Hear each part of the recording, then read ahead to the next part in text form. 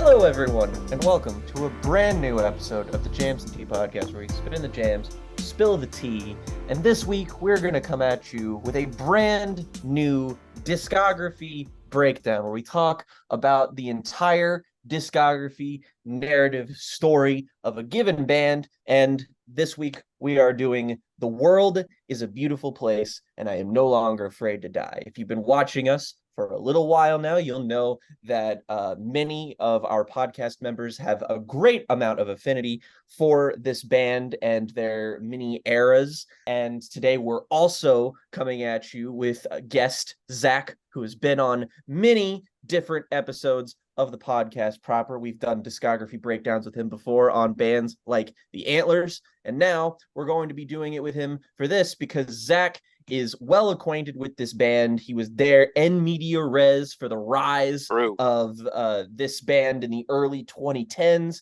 So we have a litany of perspectives coming at you today with this little band. Probably the smallest band that we've covered in this series, but we don't do so without serious intent. We want to do this band justice. And we kind of envisioned something a little bit ambitious for this as well. I think the more of these full discography breakdown videos we do, the more I, at the very least, kind of want to make them something a little bit more than just here are the releases of a band and what we think of them. Kind of try and craft it into something a bit bigger that can hopefully also stand as a bit of a statement on something a little bit wider than just the band themselves, maybe what they represent in their particular scene or in the movement of music that they were ascendant alongside. So it made sense, in my opinion, to try and get Zach involved in this too, because Zach has a particular perspective on I was to say indie music in the early 2010s, but that's a little bit too reductive of a term. Like real, like Bandcamp core bedroom fucking shit, Algernon Cadwallader shit. Absolutely, hell yeah. So it made sense to get Zach back involved. Zach, obviously, as Jake mentioned, Zach joined us to discuss the Antlers, who are another kind of like hugely sort of moo core, pitchfork core, late 2000s, early 2010s band. And also Zach and I did a fantastic 5-hour video on Animal Collective as well, maybe the biggest indie rock band of the 2000s. Feels a bit weird calling them that, but they are. This, I think, in a weird sense, I see this as a little bit of a successor to the Animal Collective video, because while, of course, the Animal Collective video covered basically all the way through to the mid to late 2010s, really the core of the Animal Collective narrative kind of dissipated around the late 2000s and early 2010s, because so much of what Animal Collective were, so much of what the hype surrounding them was and was like was so keyed into particular trends in 2000s alternative music. The evolution of indie rock from this sort of like shade of alt grunge that it was in the 90s into something a little bit more eclectic and bizarre and weird and more a product of the burgeoning internet era as well. And that was something that Animal Collective represented beautifully. But of course, trends in the shape of indie culture shifted and changed, and Animal Collective weren't cool forever. And around the time that they were at their height, around the time that they were at their ascendance in the late 2000s, also burgeoning around that time was what would come to be one of the definitive, at least from my perspective, arcs of 2010s indie, which is the Emo Revival. And this happened in very obscure corners of the internet. It wasn't something that a lot of people were necessarily aware of or all that privy to, and it wasn't something that really penetrated, for lack of a better word, mainstream indie culture, which I know is an oxymoron. It wasn't really something that penetrated that until a few years in, and maybe even a couple of waves in. But The World is a Beautiful Place, and I'm No Longer Afraid to Die, formed in 2009 in Connecticut, and were absolutely a part of that early scene. It's a big wave of bands that I think was heavily inspired by the Kinsellas. It's particularly like Midwest emo revival is what was, kind of big and around. I already kind of name dropped Algernon. That's the other Kinsella band. They're a lot more like Cap and Jazz. But you have this kind of group of people who are now reviving what had already been revived there in the early 2000s with American football. And I think are pushing that sound with a much greater diversity of subgenres. Things like math rock are heavily present in those bands. People doing little twinkly guitar taps on Stratocasters and things like that. And I think that's kind of where World Is becomes significant among the bands of that movement, is their heavy post-rock influence and their rather large personnel size, just the sheer number of people in that band that give the whole wave and this act within it a distinct sound that really carries forward what had been established throughout the 2000s by your American Football, by your Brand New, and all the bands that came around in that scene, and started throttling it into all sorts of different directions that I think was really emblematic of that. Not early internet music, obviously, because it's sort of, but like the maturing internet into the Bandcamp era, into where people are now just average, ordinary, everyday people are discovering more things from the internet than they ever did from the radio or MTV or anything like that. And I think that allowed a lot of these bands to flourish, even though sometimes they stayed quite niche. I think you can see that Midwest emo revival as well as a reaction to particular trends within sort of popular emo. I mean, emo had evolved into pop punk and had become this sort of massive global, machine, essentially, very commercialized, this monstrosity, basically, this thing that had become so much bigger than its roots. Just that term emo was almost like an insult that people would brandish when I was a teenager. Like, it was just, people would talk about Bright Eyes and be like, oh, emo shit. It was such a like buzzword catch-all term. And it had come to be like, it meant a very specific thing in the time of bands like Sunny Day Real Estate and American Football. And it, because of the way that emo had kind of evolved into, or kind of splintered off into pop punk, and pop punk had kind of become this huge global sensation. What emo was, came to be this very sort of nebulous term. I think a lot of its vagueness maybe came to be the source of its use as a pejorative as well. It was just this kind of like thing that no one really knew what it was. And so it was easy to kind of ascribe this vague, meaningless term to someone who is, weird or just of a particular culture or a particular, behaving in a particular way that was just not in keeping with where popular culture was at, with what was cool, with how people, behaved, particularly, within a particular age group and a particularly sensitive time of life. It's like the term indie rock itself, is that it started as something very distinct, a movement you could pretty much classify based on really obvious signifiers, and then it evolved into something so relatively nebulous that you could take two bands that basically sound absolutely nothing alike and place them under that umbrella, and people would know exactly what you're talking about. It's like emo at this point means anything from My Chem to like Brave Little Abacus. It's like it's so big now. And I think even in the beginning there was this awkward dispute where the earliest bands that were called emo core sound like post-hardcore bands. It's stuff like Embrace and Rites of Spring that lay the foundation for all these bands that would follow, but at the same time rejected the label themselves and basically never tried to make anything that sounded like anything at all. It was just, this thing that evolved. And I think that's kind of why the Revival label seems important to me, is that there are these scenes and eras, waves, and movements that exist within emo where it's less about, it's like post-punk. It's less about the sound and it's more about the time.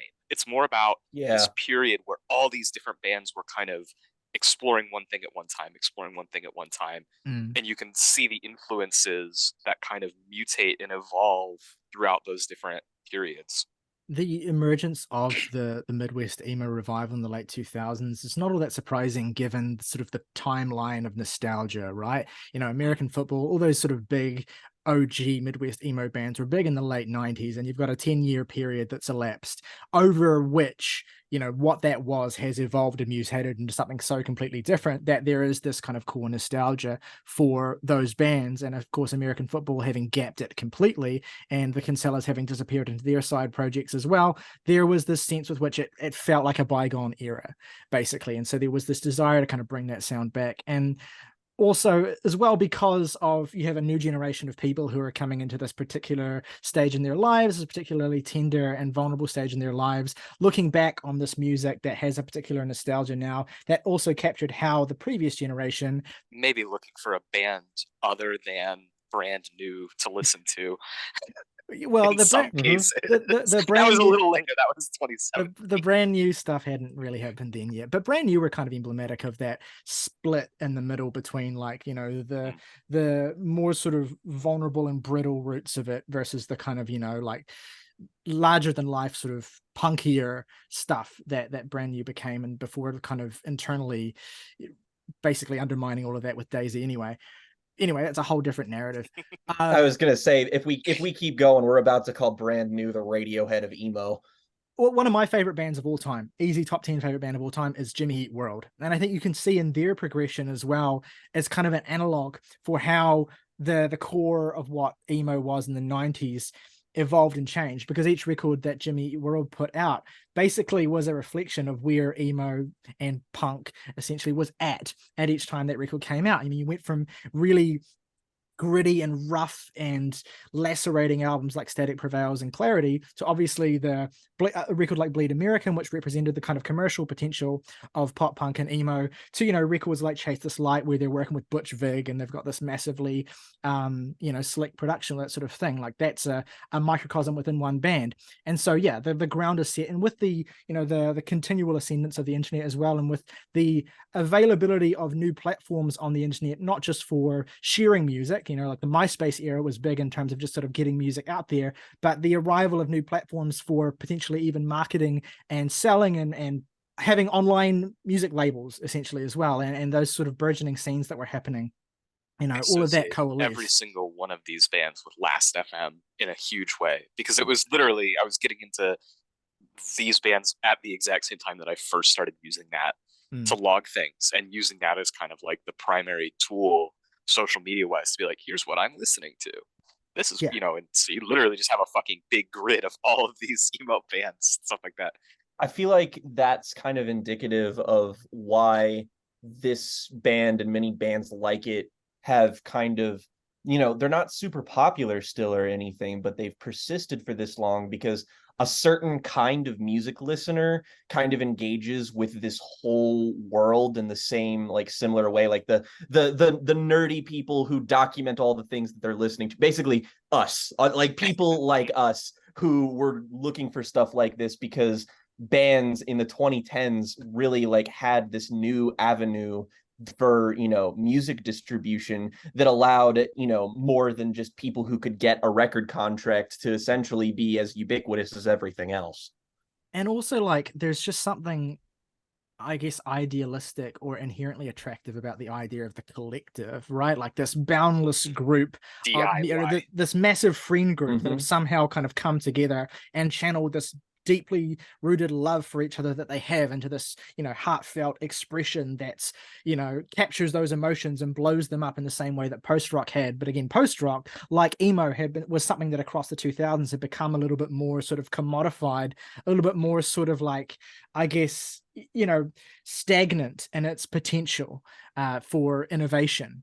I think in addition to having the bands as a collective, you also have to acknowledge that it's these DIY labels, because that's sort of where you would start finding bands, because you would follow their monthly or yearly release slates, and you would have members of bands who would be employees within these labels, because everything was so small and so niche. It'd be like if you guys, you know, branched out and started doing this thing and this thing, it's just this core of friends or core of people in given little pockets on the East Coast, on the West Coast, in the Midwest that are doing all this stuff. And I think that's what made it feel so alive as well.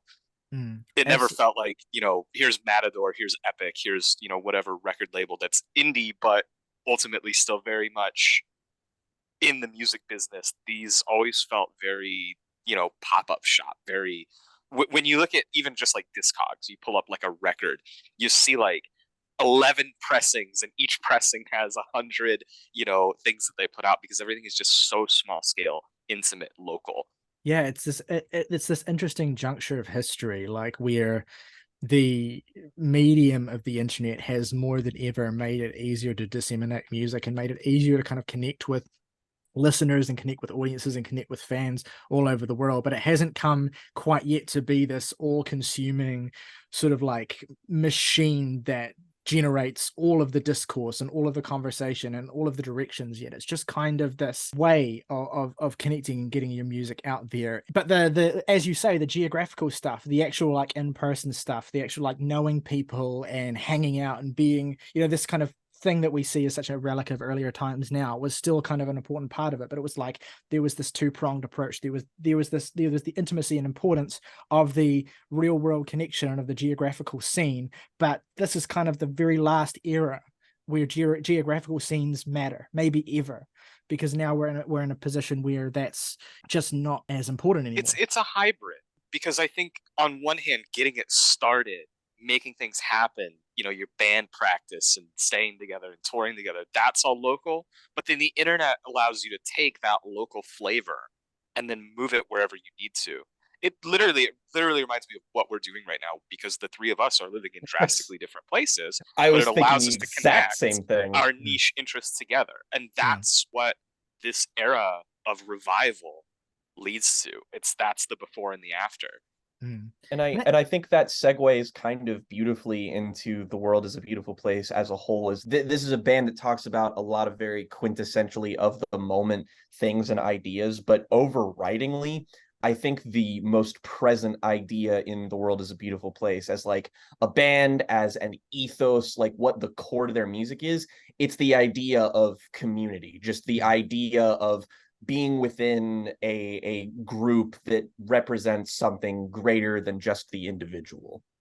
Yeah, and there's an intimacy to the early music, especially, which is kind of funny, because in the earlier stage of the band is when the band was at its most sprawling and inclusive of the most members, and there was, I don't know how many members there were in the early on, but there must have been at least more than half a dozen for sure.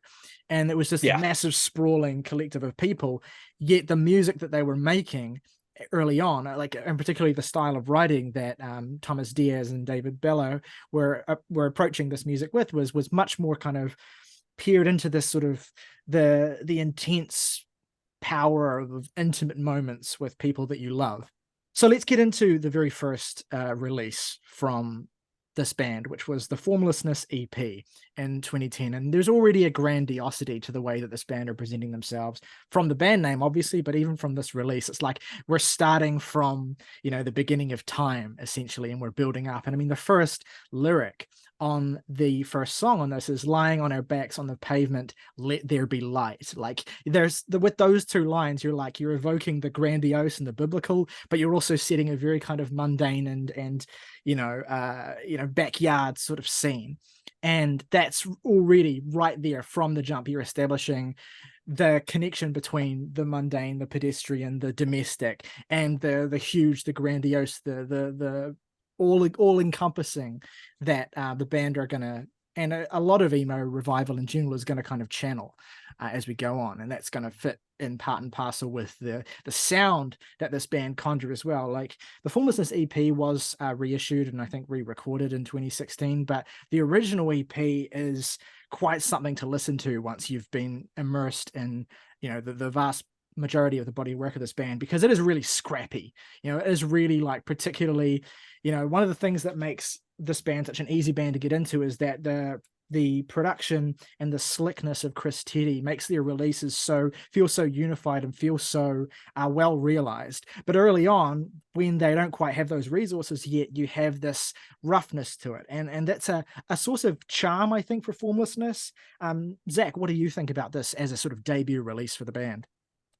Love the sound of it, but it's clearly like still in the proof of concept stage. And I think similarly so it's preceded by Josh is Dead, which is more like a demo, and this has that same characteristic, but it's much stronger. It's something that you actually might want to revisit, unlike most demos. It's not just something for completionists, because I actually think it's a really interesting fusion of I'm already getting into the comps, but especially by that fourth track, it's like a very explosions in the sky kind of post-rock soundscape, and just injecting that into what I would consider pretty, like, almost boilerplate emo, like essential core, like stripped down, no extra shit, but then you pump in this post-rock thing. I think what I get is a sense of a band that is accomplished, that is ready to start crafting their own sound, but it's not quite memorable yet. They don't quite have any songs of those four where I'm thinking of the hook after the fact and singing along to it. They haven't quite grasped into or moved into that anthemic lyric sing along gear. They're starting. That's sort of how I feel about it, and I think that's pretty basic to say about an early release like this. I think the thing that remains interesting to me is just that it's in the Tom and Nicole era, and these people who are no longer with the band, but still putting down the foundation of what they were going to evolve into over the course of the next couple of releases. Yeah, it's worth establishing as well, and we'll talk about personnel changes as we go. But the core of this band, as they started, was Thomas Diaz was as the vocalist, Josh Sear as the bassist, Tyler Busey as the guitarist, and Nicole Shanholzer also as vocalist and drummer in the early period. Although they then recruited, I think they had Steve Buttery in the band. Not quite when they released this, but around. I was going to say it's Brian Casey on this release, and I believe Buttery shows up on the next one, the split. Yeah. So a fairly small personnel for this particular release in terms of who you hear on the record, but you have a lot of fire in that room. Basically, you have a lot of that energy kind of reaching against the limitations of the technology that they had. Yeah, what I'm going to say is if you heard any of these songs live back in 2010 live, I guarantee they blew your shit off, because there is so much room to kind of noodle with them and really lean into them. So I guarantee from just a performance perspective, it would have been pretty exciting to see this. It's a very full sound, even though they've only got those 5 members. It's kind of an ironic release title as well, because even with this, they're already, I think, showing how much they want to kind of capture the sense of a single sort of flowing piece of music across a release, because these 4 songs do very much feel like one singular movement of music, and that I think lends a certain level of power to the closing track, which I'm just going to call Icelandic Volcano Dance. I think is one of their best songs. It certainly is something that maybe has a ceiling when you're approaching it in the context of their later work, but I think this is the thing. The real limitations of this release for me are only ones that only exist when I have their other music. I think if I were to listen to this as the first thing I heard from this band, I would be really impressed, because it's so striking and they have such a command of dynamics and such a command of the really core basic essentials of that post-rock style. And I think I would argue that the lyricism, while of course very sort of boilerplate emo to a certain degree, has a real, I don't know, it captures me, and it has a sense of emotionality to it that feels authentic and feels honest even at this early juncture. So yeah, I think it's a really, really strong release. Anything you want to add, Jake? Part of the core identity of this band is that they are very, very blanketly and obviously a bunch of, at least when they started out, a bunch of, early 20-something nerds with a bunch of really niche interests that all manifest in really nerdy, really specific ways throughout their whole discography, really. And when we're talking about this release and we talk about how they have specific tropes and, sort of signifiers that will be reincorporated into their identity later, just because this is so fully formed out of the gate, I think the word of the day is continuity. And that's one of the reasons that they're one of my favorite bands now, is that they have, if you're the type of person who really gets into bands, the narrative of a band, and just the idea of an evolving sound and evolving personnel, and you like seeing how a relationship between certain ideas will evolve, dissipate, expand, contract, all these different things, you will see these specific ideas grow and develop and change throughout their discography in really, really sharp, really, really definitive ways. There's a sense with which each release of this band is in a constant dialogue with every other release of this band, and that sense with which each release really, sometimes subtextually and sometimes actually textually, and as we'll get to much later on in their discography, even has this sense of a relationship with previous releases, in the sense of capturing where the band or the people in the band are at a particular juncture. And that sense of continuity, that sense of a flowing, continuous narrative of a band that is also, you know, reflexively self-referential and always tying back to previous things, is something that works well as a kind of analog to the theme and the idea of nostalgia, the theme and the idea of looking backwards to a better time and reflecting on, okay, in what ways was that better? How was that actually better? And how can we actually learn from how that time felt, how that time really was, how we're feeling now, to actually, you know, move forward in our lives and make some kind of meaningful progress. And so that's something that we'll revisit as we get further in. Now, Formlessness, first sort of major EP release from the band. And then a year later in 2011, we have, it's not really the first studio album of The World Is a Beautiful Place and I'm No Longer Afraid to Die, because it's a split record, but you've got an album's worth of material in the form of Dear Leap and The World Is a Beautiful Place and I'm No Longer Afraid to Die are here to help you. It's almost a tragedy that we're doing a World Is video and therefore are not talking necessarily about the 4 Dear Leap split. Oh, I'm going to talk about the 4 Dear Leap tracks, because boy, they're great.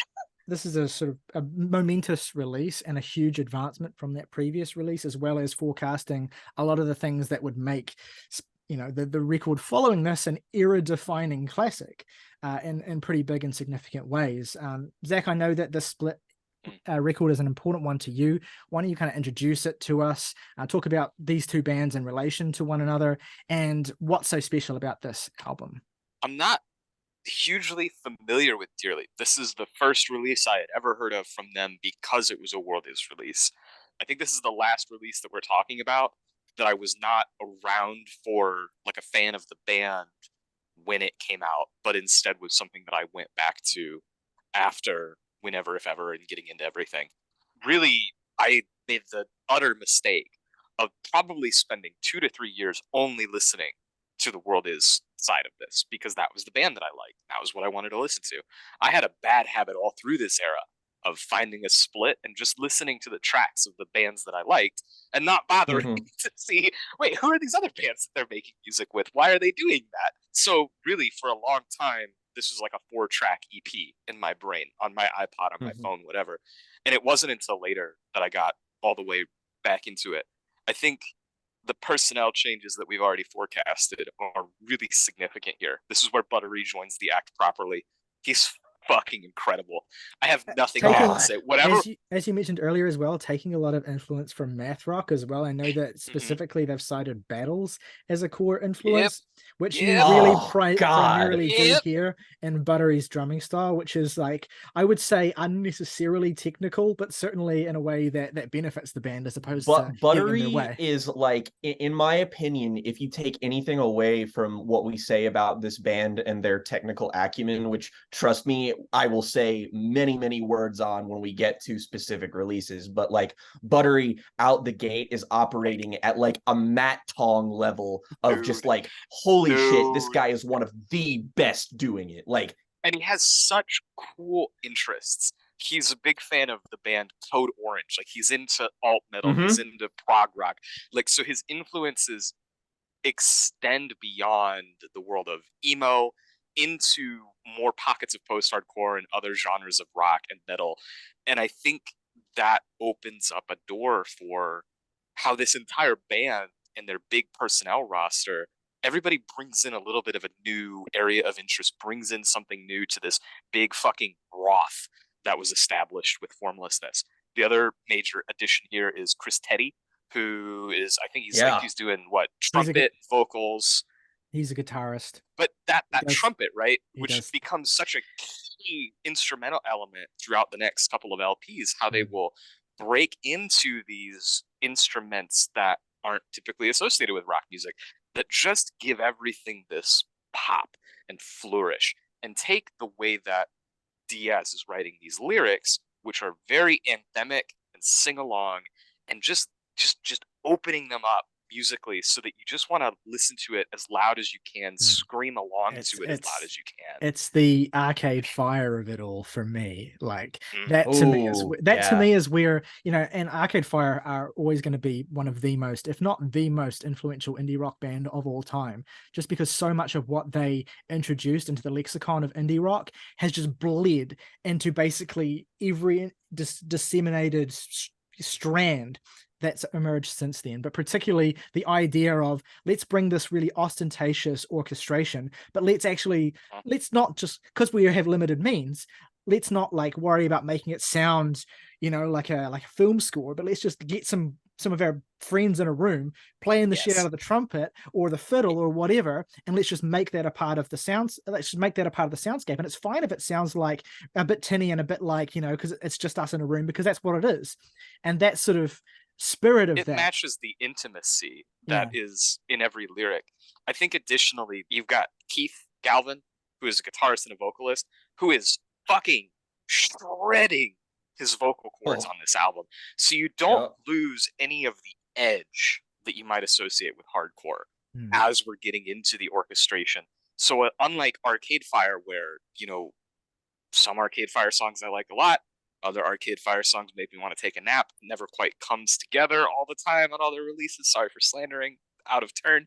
But there's just a verve and like kind of an aggression that exists in these songs. And I just want to shout out one last person I'll change, and that is the introduction of Greg Horball, who's actually my favorite member of this band. Just low key, I love his voice. Every lyric that he has on the next LP that was like, just, he fucking rules. He's on the best song of Harmlessness, which is like a top 3, top 5 world is song.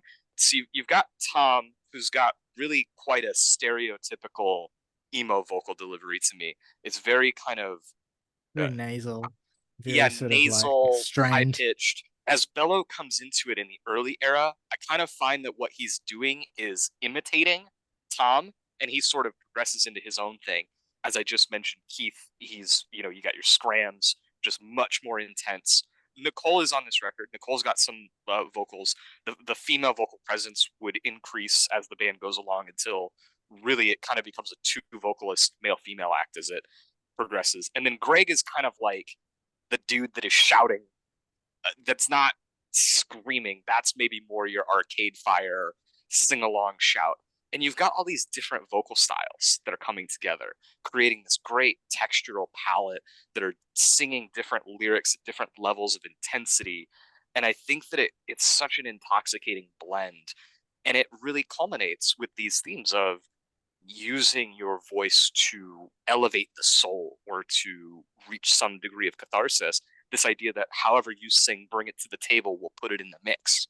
And that's what this album is, and that's what the band becomes in a much more expansive and bold way after this. But this is like that idea at its most concise, formative of all these different acts in this era. I really love EPs because I think it just gives a lot of weight to the individual songs.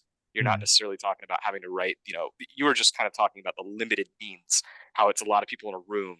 Sometimes I think with a short track list, you just capture that energy, bottle it up, here you go, as opposed to trying to craft something that is, you know, so big and so elegant, like Clarity by Jimmy Eat World or Diary by some. You're not really given enough time to get used to it. So there's this sense of immediacy that's kind of happening constantly. And yeah, there's definitely a distinction between the Dear Leap half and the Worlders half. I mean, a lot of what we've just talked about the way that Worlders are kind of incorporating a little bit more diversity into their sound palette, and there's a lot of really distinct personality coming through from different performers.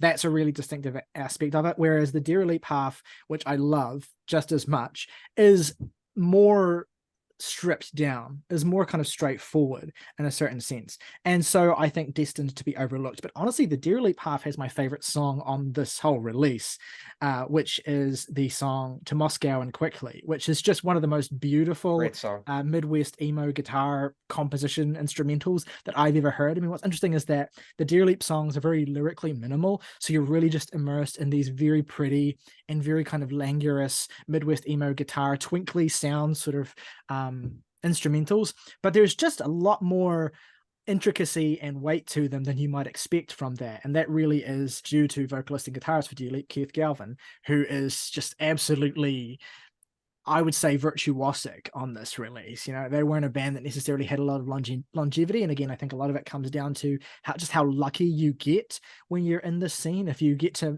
the point where you can even make an album or two, then you're already, you know, you're already doing better than most. But yeah, I think the Dear Leap half is a really nice sort of palette cleanse, a really nice sort of like tone setting for The World Is Half, which really, I mean, comparing to Formlessness, you've got that sense of ambition that Formlessness has, but again, the pieces are a little bit more complex, the pieces are a little bit more fully formed, while again, you've got that same flowing structure. Each individual song feels like it has its own identity more than the songs on Formlessness do. And in particular, the bookends of this half, I'll Be Okay, Everything, and Wait What, are just like, you know, they're fantastic tracks. They're just hugely colorful and hugely full of personality.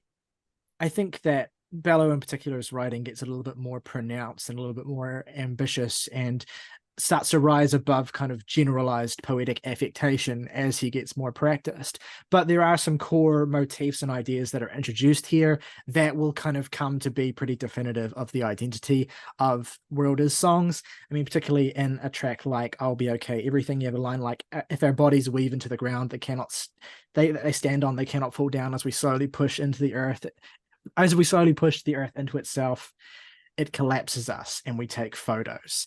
And I love the cover of this release so much, just the kids sort of like collapsed on the ground. It reminds me of that M83 Dead Cities album cover, which is one of my favorite album covers. And just that idea of like, you know, there's this communion that's happening there, but it's also this kind of like, it's not in the sense that everyone's sort of like huddled together or whatever. It's that you're with other people, but you're dazing. You know, you're gazing into space, and you're like, it's, you know, they've always got this duality element. I love the couplet that ends that song. The song plays on, but the record is cracking, the house is dark, all the floors are creaking.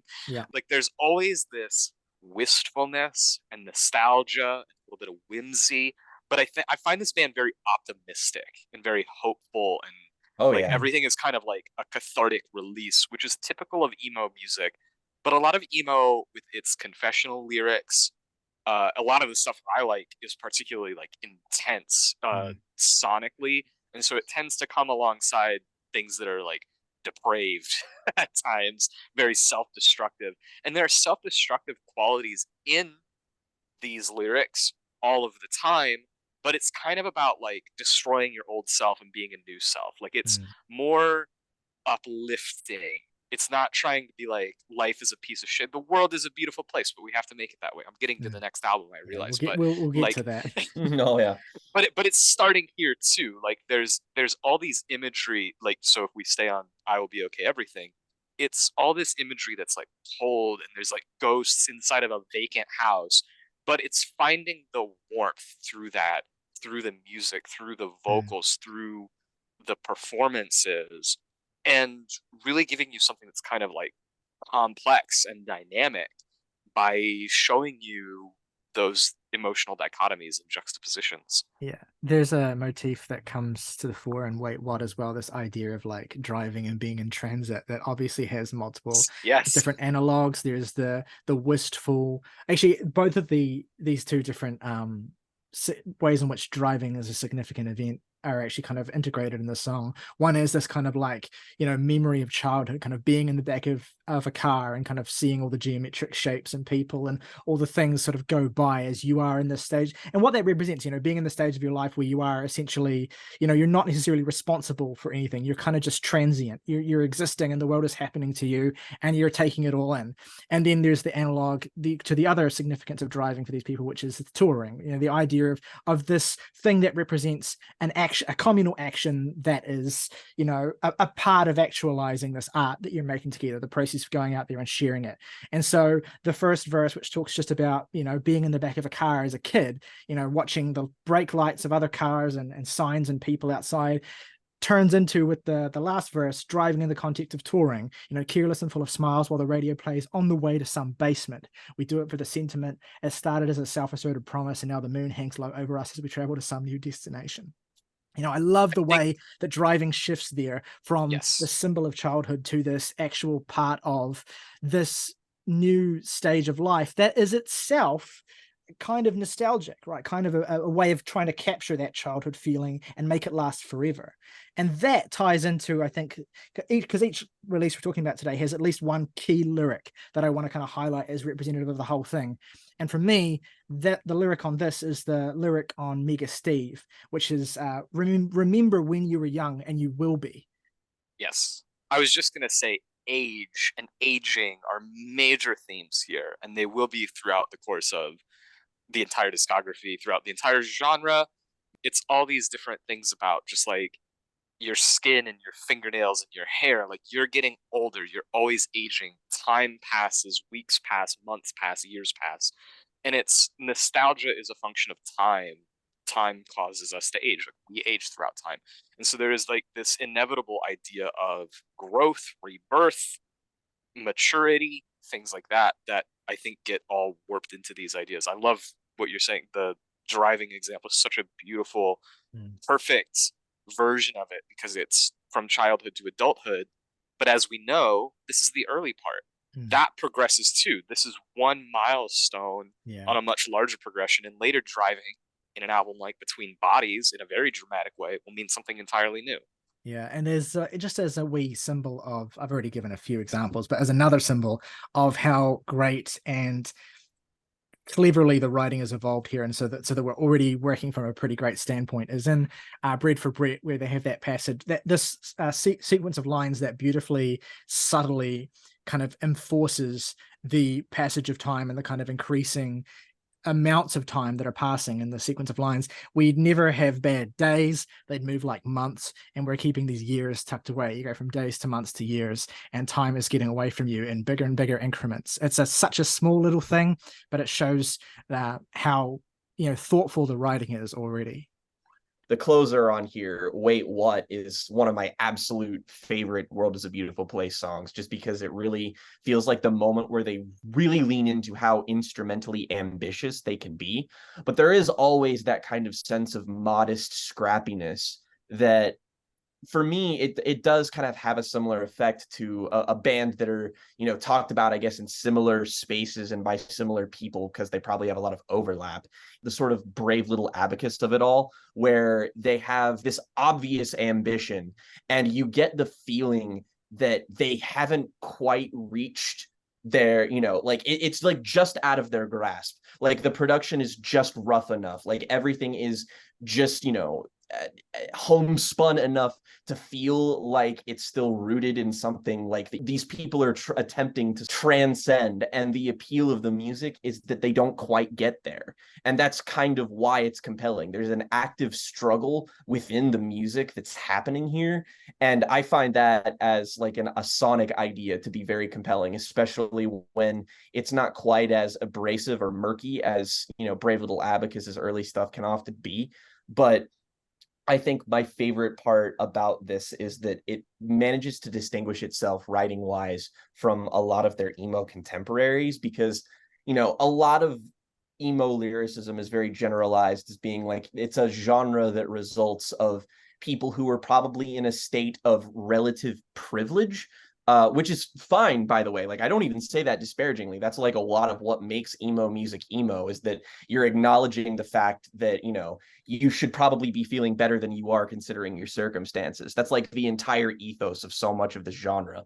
Whereas here, it feels way more optimistic, way more hopeful. There's acknowledged darkness on this record and on these earlier moments, but it's always in service of striving forward, of keeping going, of getting your friends, and just trying to exist within a particularly harsh world.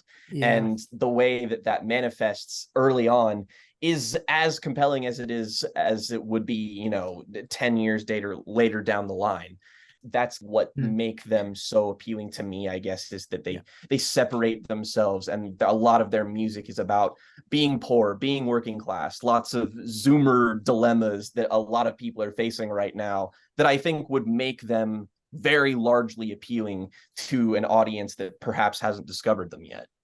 Yeah, you make a good point in terms of the way that this band distinguish themselves with this relentless streak of optimism, and it's an optimism that's given context, by the fact that the optimism exists because it has a struggle that it is reacting against and that it represents.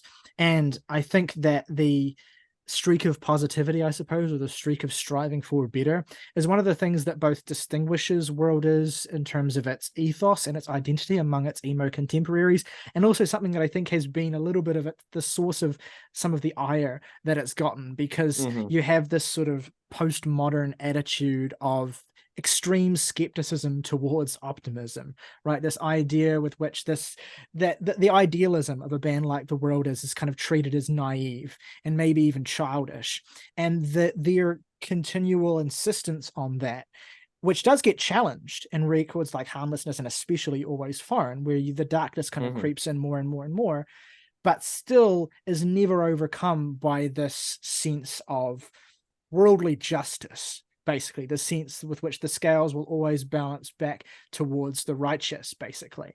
I personally am really responsive to art that I find confronts the negative aspects, which I think that this band does, particularly as we get into that 2010s era, but all the way throughout.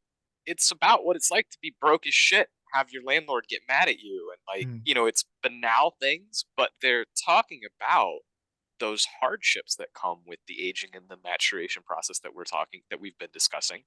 And as a result, the positivity as an end point to that discussion to me has a lot of power, because it's not just like, don't worry, be fucking happy. It's life is full of hardships, but our conclusion is this. And I find that whether you find it profound or anything, I think when you couple it with the music, it has an undeniable emotional power. However you feel about the concept on paper, it's not poetry, it's not a novel. Like, it's 7 people singing into microphones and taking you through this path that goes into darkness and comes out in light. And that's narrative. Like, that's any movie that you watch, any book that you read is going to have some element of that. Maybe what I would say is that a lot of their albums kind of all have that same thesis. They all kind of have that same journey that they take in different ways. The 4, Whenever, If Ever, Harmlessness, Always Foreign, and Illusory Walls, I think all kind of take you on a journey like that. But they managed to keep it distinct, definitely distinct sounding. But I think that they managed to keep it distinct, like the ideas that they bring up, the challenges that they bring up, all unique. And then it comes out, it's that fucking band name. It's The World Is a Beautiful Place and I'm No Longer Afraid to Die. They told you who they were on the cover of the CD. Well, and look, what it is it's like, it's taking this idea of escapism that's rooted in nostalgia, that's rooted in kind of looking backward and kind of reminiscing and celebrating these like perfect idealistic times of life where nothing mattered. And it's about taking that feeling that's been like the root source of inspiration for like fucking 90% of all music, and it's about saying, okay, how could we make this into something constructive, as opposed to just vacantly looking back? How can we actually use that as not an end point, but an actual like starting point for a whole ethos that we want to promote? And what you just said, Zach, I think combined with that works as a perfect preamble to the most beloved and surely the classic, if there is to be one classic from this band, although I'm sure we'll argue there's multiple. Whenever, If Ever, released in June of 2013, coming at this juncture as well, where the Midwest emo revival had been around for a few years, had been building in steam. You're having bands kind of break through into mainstream indie representation and in terms of getting covered by publications like Pitchfork more and more frequently. Look at that. So good. And I think it's also interesting that this album came out the same month. In fact, I think it might have even been on the same day, or maybe it was a week later, than another album we've recently talked about on this channel and celebrating its 10th anniversary, that being Deaf Heaven's Sunbather. Yes, I was okay. I was gonna guess that it was Deaf Heaven before you actually said it, because I remember being there. God, what a moment that was! What a year! The northern, what I'll call it, because it's it was winter for me, but the Northern Hemisphere summer of 2013 was a huge moment for big, larger than life music, making this kind of like grand entrance into wider alternative culture, right? And what's interesting about Whenever If Ever is it kind of took a little while to catch on. It wasn't as immediate of a wildfire celebrant as a record like Sunbather, but I'm gonna take one more nerd segue. Another June 2013 record is Candy Claus Carries and Calypso in the Deep Time, which is Ooh, another fucking phenomenal It's green lush album cover, all the three trees and shit. three quintessential internet albums. Like Yeah, they're not totally. that it was like the main way, but it's like these are albums that caused a lot of a sea change of discussion and the way music is even talked about in this sort of phase of the wider world of alternative music. And all of them have a kind of like we talked about this when we just talked about Sunbather on our sort of retrospective that we're doing on the channel, in that we very like steadfastly argued that it was just like, George's lyricism on that album is emo as shit. And it always is on every other Def Heaven album. And here it's the same thing. Like, I know this is basically like a Jams and Team meme at this point, but like, in that, like, everything is emo. We can like tie everything that we love to have a direct line of influence to emo in some way or another. And I feel like so much of that hodgepodge can be seen within Whenever If Ever. the three big emo records I was listening to in 2013 were this, Sunbather, and Is Survived by Touche Amore. And like two or three of those are like taking so hugely from like hardcore music and stuff as well. There's probably more that I'm forgetting, but anyway. I just want to actually cap by saying I think the unique thing that I remember about Sunbather and Whenever If Ever is that they were both very popular. They were both albums that got entire swaths of people into a new sound. People that had never fucking bothered with black metal suddenly had this black gaze kind of like exceptionally well produced, lush, beautiful record to get into, and it opened a door.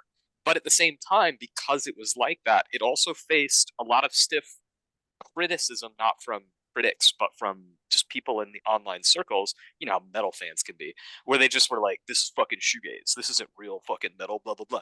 And I think that World Is had emo fans are just as bad. They had a similar pushback. And a lot of those acts that I associate as like kind of getting me into the genre, like The World Is, had that. This album dropped in June of 2013. In July of 2013, at a place called Broken Tree Coffee in Peoria, Illinois, was where I first became acquainted with The World Is a Beautiful Place, because I went to see a band called Dads, American Radass. I don't know.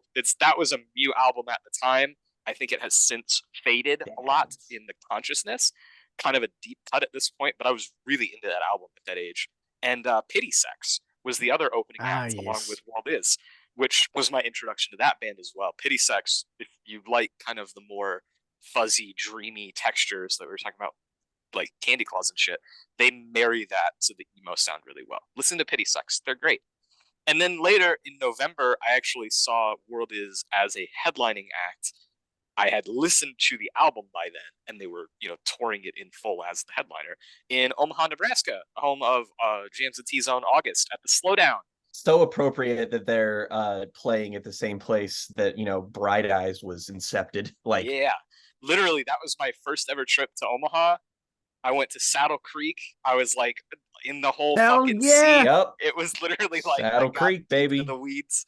Went to the record shops. That was kind of my introductory era, was like 2012, 2013, getting into emo kind of through my friend who was like, listen to the Brave Little Abacus, and I was like, this is scary. I don't know about all this. But this was kind of I eventually came around and really fell in love with almost everything that band did.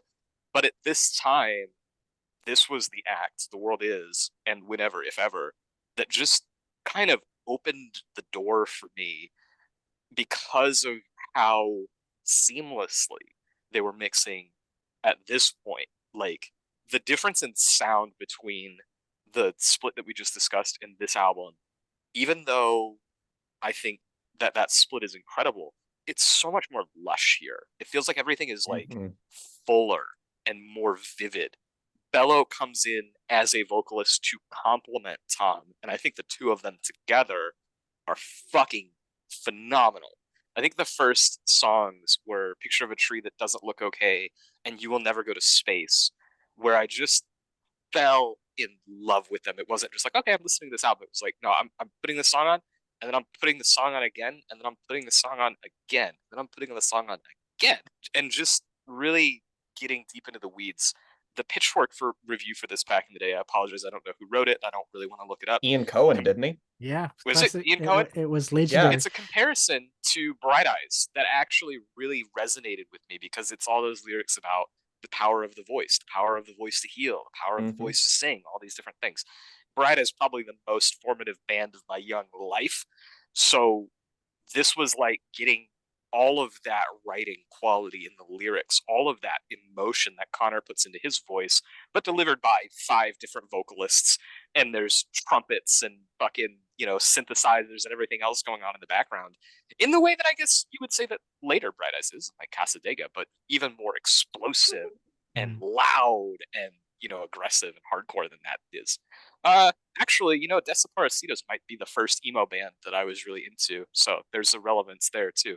Yeah, no, that's a great mention as well. I was listening when I heard this record for the first time. It was at some point later in 2013, after it had been out for a while. I was really into Sigur Rós, like as many of us were. I'm sure. Yes. But they had if you weren't going to make this comp, I was. Well, they were on a tier because they've released like 2 albums in 2 years at that point. So I was listening to them a lot, and so I was just already primed to take that era from like, I forget, it was like up through 2012. Yeah, it's like Parfine all the way through 2012. That was like this era where this album and this band are so med-sud. Like that album and these are like Crystal Castles era, as Ryley and I were discussing just the other day as well. Yeah, look, we could go down a rabbit hole. I don't want to get too stuck in reference points. But yeah, so I was listening to a lot of like post rock at the time, and I was like, it was a foundational age. I just had my shit rocked by Sunbather, which was easily the album I spent the most time listening to in 2013 as well. And it was like a lot of the, the really anthemic sort of, a lot of the kind of post rock coded stuff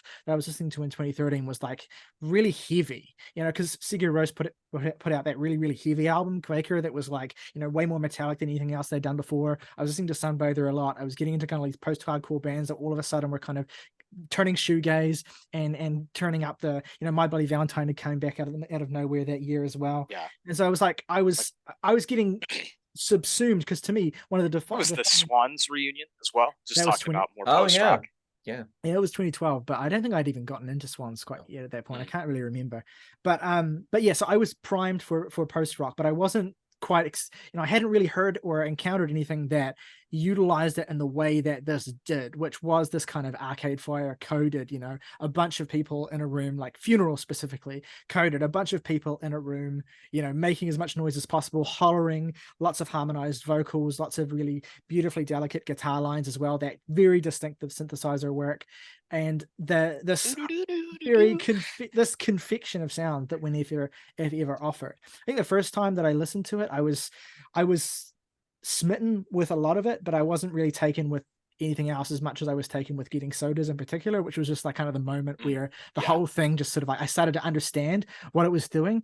And it was kind of one of those albums that just sort of over time grew in my estimation, to the point where now when revisiting it, it has both the sense of immense nostalgia for that time to me, but also just this sense of an incredible, immaculate like craft that I don't think I really fully appreciated at the time, because I was like, oh yeah, this is this, scrappy people in a room sort of thing. I don't think I appreciated just how like intricate and complex and well composed these tracks were, even though, you have more sparse moments, you have more atmospheric parts to it, but it really is this kind of almost sort of symphonic singular piece that just kind of unfolds across the runtime of the album. And now, knowing their prior releases, I can see how they have expanded on that sense of flow that you got in Formlessness and Here to Help You into this wider, scope, into this like full album length.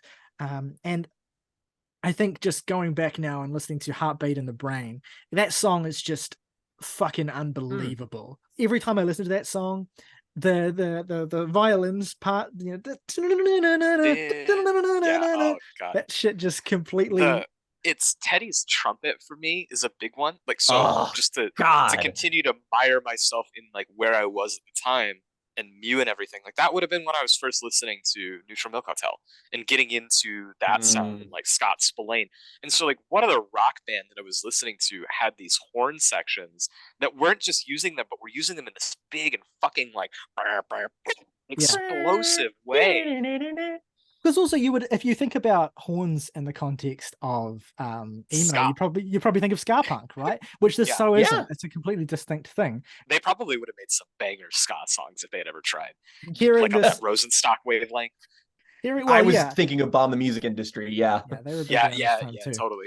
So yeah, hearing the whole thing come together. I mean, you had tastes of these kind of aesthetic combinations on here to help you, but it really can't be emphasized enough how larger than life everything feels while you're listening to this. It's such an immensely involving record, and for me, I think my absolute favorite thing about it, and one of the things that makes it distinct compared to all of the later World Is records, because it's the only on this one, is the voice and vocal presence of Thomas in particular, who just lends this sense of vulnerability to it all. I mean, the band are so locked in, the band are so smooth and refined, and Teddy's production skills have completely, reached their apex, basically. I think Harmlessness is the best produced World Is record, but this is really not that far behind. And there's a sense of scale and the sense of slickness and the sense of like compositionally locked in with Thomas Diaz's voice as a total counterpoint to all of that. This fragility, the sense of that he might completely fall apart at any moment. It adds this dynamic to the whole record that makes my heart kind of leap into my throat as I'm listening to it. It's not to denigrate any of the subsequent records that don't feature him, because I love those too, but it's a particular aspect of this one. It gives it its own identity within this wider discography. I think that when you have Bello and Dvorak, and they really do a lot of vocal syncopation throughout Harmlessness, I find that their voices have a similar quality. They harmonize very well together, and they have a coherent tone that they establish. This record, as well as the last one, I think the key is that variety. It's the idea that everyone's bringing a different voice to this that almost feels like a collective, but like there's a competing nature to the ethos. This guy sounds this way, our ideas that we're gonna work it all out. And I think that you get the picture of a band, you get that picture of a group of people who are living and creating this album, these pieces of music, as living actual people. And that's something that we've talked a lot about the intimacy and the local nature of scenes, but as explosive as this becomes, it is still deeply personal. And so retaining both sides of that, I think, is really powerful, so that when you have that like big release, it's coming from a place that is personal and felt and lived in. I want to talk about a little bit about the writing on this record as well, and how it's taken a step up as well, because you have lyrics written by both Thomas Diaz and Derek Shanholzer Dvorak. I think Derek has the majority of lyrical credits on this record as well, and there's a distinct sense in which the style has evolved here, and the predominant theme, I think, is this not disconnect, but this kind of dynamic between these ephemeral feelings within this collective and this kind of, this internal struggle, or this internal sense of reaching for relief, in a very kind of ephemeral sense, and these very real world, specific contextual details and informations that set it within the context of a collective of friends or of a band. In a song like Picture of a Tree That Doesn't Look Okay, that iconic opening line of, do you think the landlord's pissed because we left the car parked on the lawn again? But as the song goes on, the lyrics turn a little bit more inward to talk about less specific real world things, and more things that are more concerned with an internal sense of wonder about the world, and a sense of uncertainty about the future as well, that come through in these songs very heavily. There's a fractured nature to how that's written too, where different vocalists are singing it around or coming in at different points on different keys, so that you've got the key melody, and then you've got scrams that are underlying it, to the point that there are lyrics that are difficult to decipher without looking at them written down and specifically listening for them, because they're overlapping, which I think by the end of that song, everybody kind of comes back together. And then, of course, that's followed by, a handful of songs. This album has a really great progression to it, but you kind of build to where those fractured moments come together into a vocal harmony on something like a couple tracks later, Ultimate Steve. And so it's, that kind of dichotomy between having people on different pages and then bringing them all to the same pages for that, kind of classic post-rock crescendo moment that reconciles all the different pieces. Yeah, the wonder and I guess the optimism, or I guess the kind of striving for better that we've talked about, is really given some heavier context here on this record across various different songs on the album. Whether it is the struggle of having a consistent, reliable place to live, a consistent, reliable stream of income, then brushing up against as well the desire, having based your life so much around your friendships and around your connections at this kind of tender age, and wanting to kind of maintain those and wanting to kind of get ahead of any potential strains that might come on those as the real world kind of collapses onto you. And that's something I think that comes through in songs like Ultimate Steve as well. And then you have a song like Gig Life, which is one of the standouts on the album to me, which is a very specific song about the reality of touring and about what that does to your relationships, about that strain that puts on, again, this dichotomy, or this dynamic where it's like, I'm doing this thing to that that represents the kind of apotheosis of my relationships, channeling this communal spirit we have into this art and then disseminating it, coming up against the reality of, well, yes, but touring is this thing you have to go and do, and it means you are ultimately away from people who do matter to you, who aren't in the band, and that has a real world effect on your relationships. And what I love about Gig Life is that the song's actually from the perspective of a person who is left behind by someone who is touring. And so you get, you've gone from being so immersed within it's not directly on a meta level about being in a band on this album, but you've become immersed in this perspective that you take to be, the voice of the world is a beautiful place and I'm no longer afraid to die. And you get a song like Gig Life, which is ostensibly the voice of someone, who is not in the band, on a textual level. So that, like, the way in which this ideal brushes up against reality in moments like that, I think adds this real verve to the emotional palette of the record. There's a tension between the idea of being in this collective of friends and this idea of voices coming together and becoming something greater than the individual, but ultimately the lifestyle of drifting from place to place to place, whether you're talking about a disconnection from your hometown in Connecticut. I never decided what to make of the years I spent in Connecticut, or where he's talking about going from Athens to Texas or wherever. This idea that locations change, addresses change, what matters is the people that you're around. But then also sometimes, as you're saying, you don't always get to be around them. Like there's never a perfect solution for the problem, but it's about how you're existing and like kind of the moment to moment, which I think juxtaposes with the greater idea of nostalgia and memory that runs through these songs. It's contrasted with this idea of how you're living in the present moment.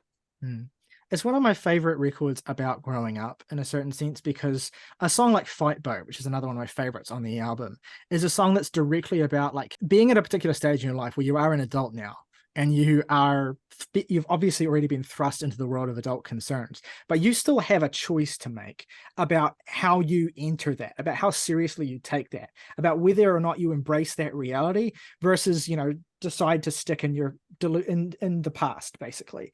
And the song really confronts that in a way that really, I think, puts forward that idea that it is not, that's dwelling in the past is not a way forward. Strength enough to walk away from it, smart enough to know I'm all over it, taking our chances with centuries old devices, taking our chances with moments old ideas.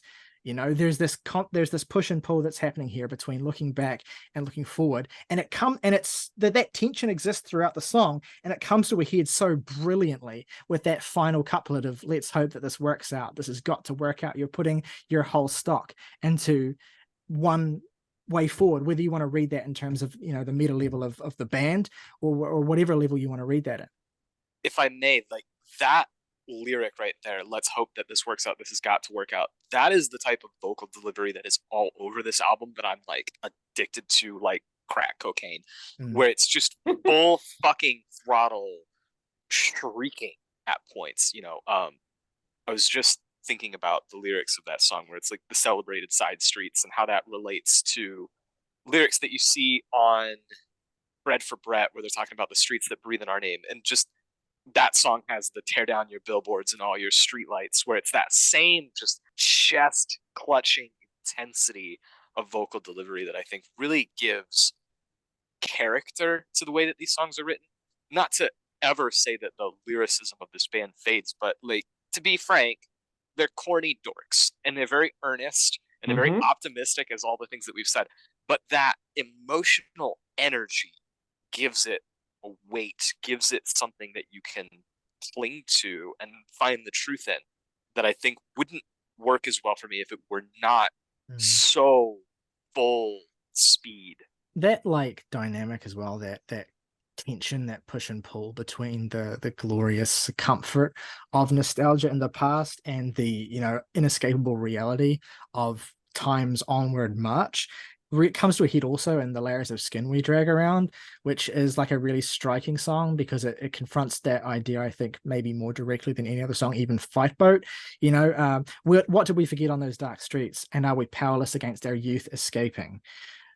So cut our hair, we'll leave it behind for someone else to find. Like as that song goes on, there's not that many lyrics in it, but you start in this place of somewhat despondence at your youth escaping and ultimately end up in a place where you're taking stock and you're like, okay, I have these connections, I'm doing all right, I feel fine, I have this sense of closure with my past, and I'm able to cut my hair, so to speak, and leave it behind. And that kind of happens right at the center of the album as well. It's a moment that I love. I became familiar with this record in 2020, significantly longer after my co-hosts here had encountered it, certainly. So I'm coming at this with a very different perspective, just because I feel like being there for the scene adds a particular context that changes the way that I feel and think about these records. The palette that they're drawing from here is so diverse, and that's what initially I think captivated me the most, is just the palette of sounds. Like you hear stuff like that synthesizer tone, which I love. It shows up basically across their entire discography. It's a very kind of bright, if anything, it gets more pronounced. It's a sound that very much reflects their naivete. Like it sounds like it comes from like a toy or something, but they managed to fit it into these songs in a way that makes it feel like it occupies a space in the mix that nothing else does. Like every single isolated instrumental element of this album serves to be a counterpoint to everything else. And that's why when this band go for these bigger kind of, swing for the fences moments on albums like this, they more or less just always hit it out of the park. If you're a particularly synesthetic kind of music listener, you feel like you can point out every tangible element of this sound. And the fact that it just kind of congeals into one thing, it's the miracle that this album manages to sort of stand on its own 2 feet. It's funny because like that element is absolutely like a core to what makes this so exciting, but it's also something that they escalate in like the subsequent albums they put out. So it's like, we're talking about how impressive it is that they balance all of it here, when it's something that they like up the ante on like significantly in subsequent records as well. Whenever, if ever, to me is about liminality. It's like, I mean, even look at it down to the album cover. It's this out of focus shot of a kid jumping off of a cliff into some lake that probably will give him diseases, frankly, from how green it is. It's this moment, it's this pure snapshot where something is in the process of happening. There is no like beginning, there is no end. It's perfectly in the middle. And that liminality extends to the ideas of adulthood and childhood. Specifically, that like this album to me is sort of the band's coming of age story, as it were. It's lyrics that talk about moving away from home and getting an apartment and like living with friends or couch surfing or, you know, all these ideas that are just about, like Zach said, there's a sort of transience to existence, and that, like, you know, people are the only constant, settings are constantly changing, you're moving around, like in stuff like gig life, everything is a blur around you. And that liminality extends to the idea that, like, these guys are constantly reckoning with the idea of nostalgia pulling them backwards and the kind of cynical dark reality pulling them forwards, and they're sort of caught in between these two states. And it leads to them writing from a perspective that feels like, to me anyway, that they're kind of in a state of arrested development. They're kids who were born into a world that didn't allow them to be kids. So once they become adults, they still have that starry-eyed naivete, but they have to reckon with the fact that they still have to pay their bills. They have to reckon with the fact that they still have to do all of the things that adults need to do, even though they were fostered and nurtured in an environment that didn't allow the luxury of being able to just appreciate childhood while it was here.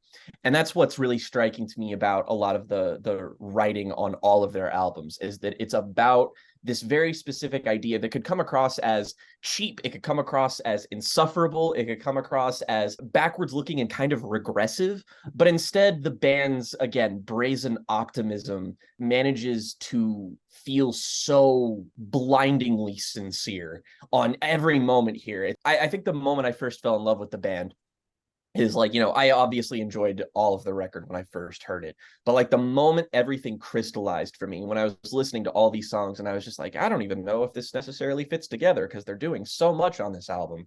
And then Low Light Assembly hits, the penultimate track on here, which, like, the fucking opening chords of that just sound like the earth itself is shaking. Just the perfect level of like reverb and shimmer on that guitar. Oh, is God, just like, God, it's God. like these. It makes me feel like I'm in tall grass. The expertise with which these tiny little tools, like just the amount of reverb on a given guitar, is employed with, it all has this really, really specific feeling that it imbues you with. And on Low Light Assembly, it's preparing and settling the moment for the big, gigantic closer. But what's cool about it is that you've been listening to this album for, you know, 30 some minutes, and it's, you know, exploring different sounds. It's got all this counterpoint, all these different things, all these different musicians, all these different sounds, influences, yada yada yada, and it manages to hold itself together. But this is the first time where it feels like all of those elements are operating with an element of synchronicity and harmony, like literally in case of the vocalist, because it's all of them singing almost like in a choral fashion, and those like really light sort of like synth textures and keyboards are like really, really plaintive. And the way it just kind of builds this mood, it just builds this atmosphere. And like when I first heard the album, it was probably my favorite moment on it, just because it allows you to kind of catch your breath from the relentless flow of the first parts of the record, and then perfectly kind of clears the slate for Getting Sodas, which to me, when I talk about continuity in this band, Getting Sodas is the moment where I feel like this band hit their potential with such precision, such impact, that they become unignorable, that they have basically succeeded in their attempts to sort of transcend all of these issues, problems, all of this darkness. It's this moment of pure elation and build in post-rock that makes me feel as, you know, euphoric as anything on like a Godspeed You Black Emperor song, just like taking that really, really full sounding build and just absolutely laying you fucking flat with it. I think if you compare it to the earlier track, You Will Never Go to Space, there's a point where that gets to a head and has a very traditional kind of post-rock moment where the vocals start to swell, but you've got three different people singing three different things. It's, you know, we sang songs but never learned your words and melodies, and there's Greg in the background going fucking who knows what, because it's hard to hear. And that power, I think when you get into Ultimate Steve, there's obviously like that chorus, but then the second half of Getting Sodas, hearing this band harmonize and just come together like that has such a force of impact.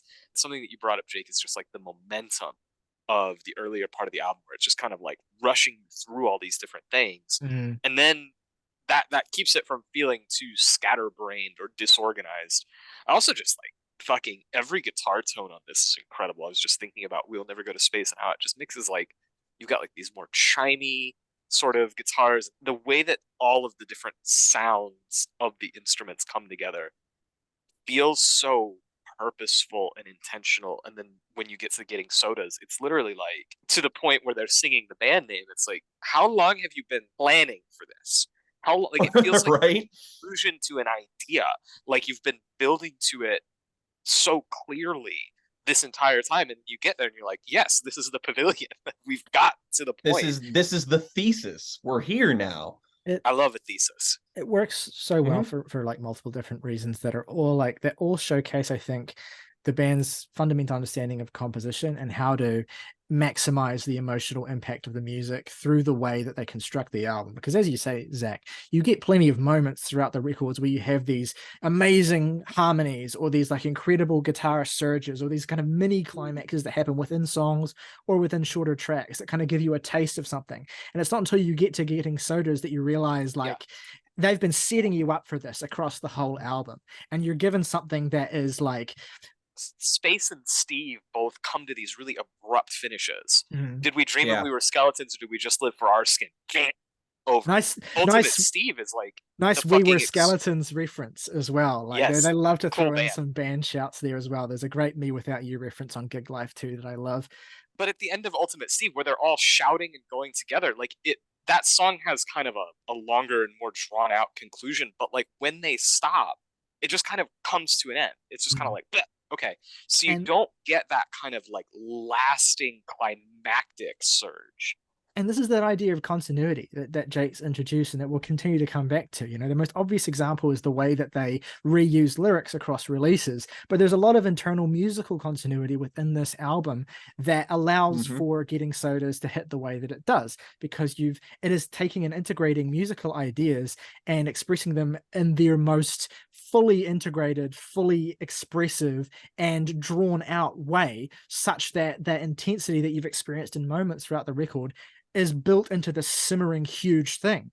And I was saying to Jake before we recorded that every time I remember Getting Sodas, in my head, that song, the climax of that song is much bigger and louder and more ostentatious than what it actually is when I'm listening to it. It's a great exercise in simmering tension that uses dynamics in a way that makes it feel as though you're getting something quite explosive happening, even when actually the song never does explode. It's beautifully constructed. And especially in the way that the song establishes some of its musical ideas in the first half. Like you get a lot more low end, you get a lot more bass-led stuff, you get this kind of really sort of brooding tone. In fact, it's a track that has so much tension in it the entire time, actually. It just feels heavy, right? Yeah. It just feels like it just has this mass. I want to briefly actually just shout, I think it's relevant to Getting Sodas because it ties into a lyric, is the album name, Whenever, If Ever. That gets shouted out in two different lyrics on this. The first one is the Whenever, If Ever I Decide What to Make of All the Years I Spent in Connecticut. And then it's part of where they're singing the band name, because it's whenever you find home, we'll make it more than just a shelter. If everyone belongs there, blah, blah, blah, you get it. I really like the album name. One, just like, it's got that kind of almost like Tolkien linguistic, just fun as shit. Whenever, If Ever is incredibly fun to say. It represents the transient concept that Jake and I were kind of batting around earlier, where it's like home is whenever, if ever. It's wherever you go, whatever your life takes you, all that kind of stuff. There's a open-endedness to it, but like being opportunistic, not letting your age and the development and all these things that, time just pass you by.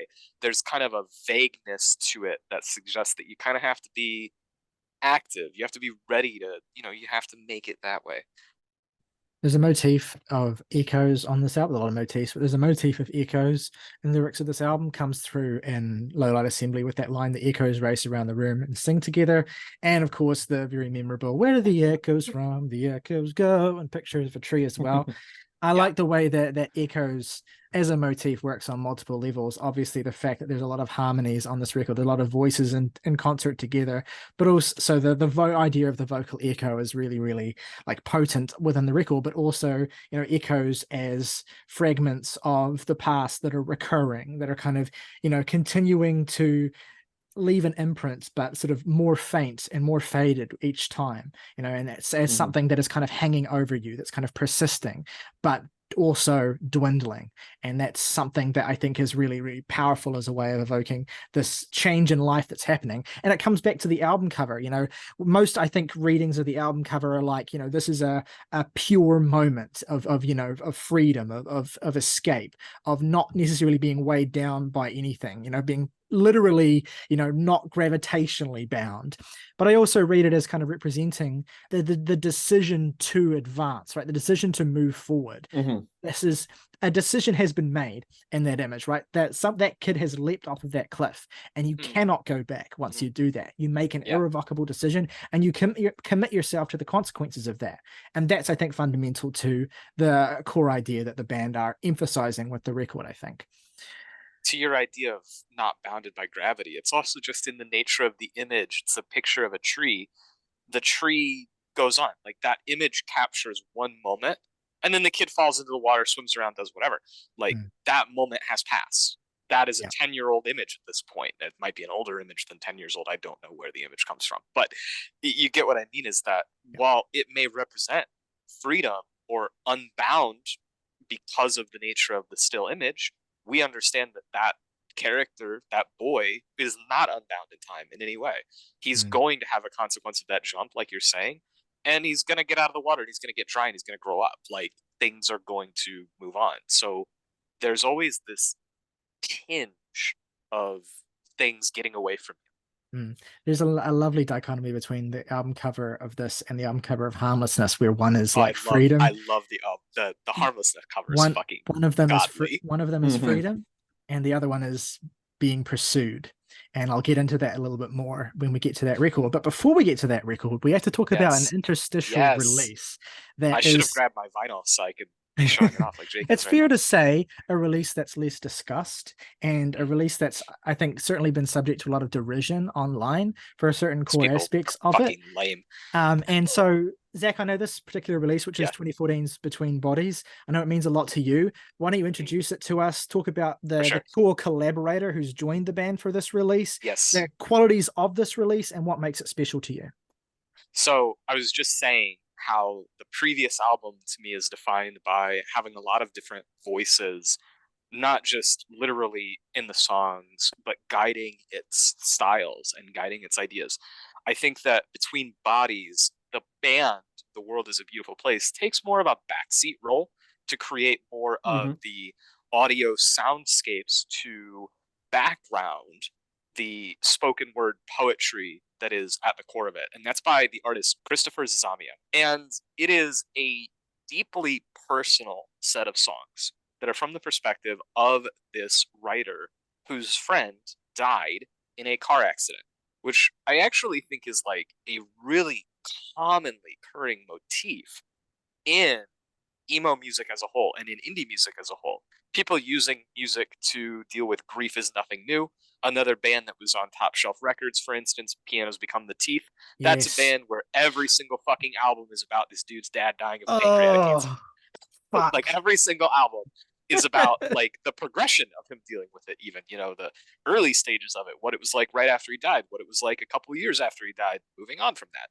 There's, you got Touche Amore Stage 4. Of course, you break in more to the indie side, you got your Carrie and Lowell, you got your A Crow Looked at Me. Those are like big Titanic releases. But even on the small side, I mentioned a band, Dads. They've got an EP called Pretty Good, and that's got a song about like waiting in a hospital room after a friend's been in a car accident, blah, blah, blah, blah, blah. I think that there's such a wonderful potency to the immediacy of the way that the poems on this are written, and a frankness that it deals with the idea of mortality, what it is like to lose someone, what it is like to not even really be grieving yet, but just to be so stunned by what it is like to lose someone that is young, someone that is in their early to mid 20s, and not have them in your life anymore.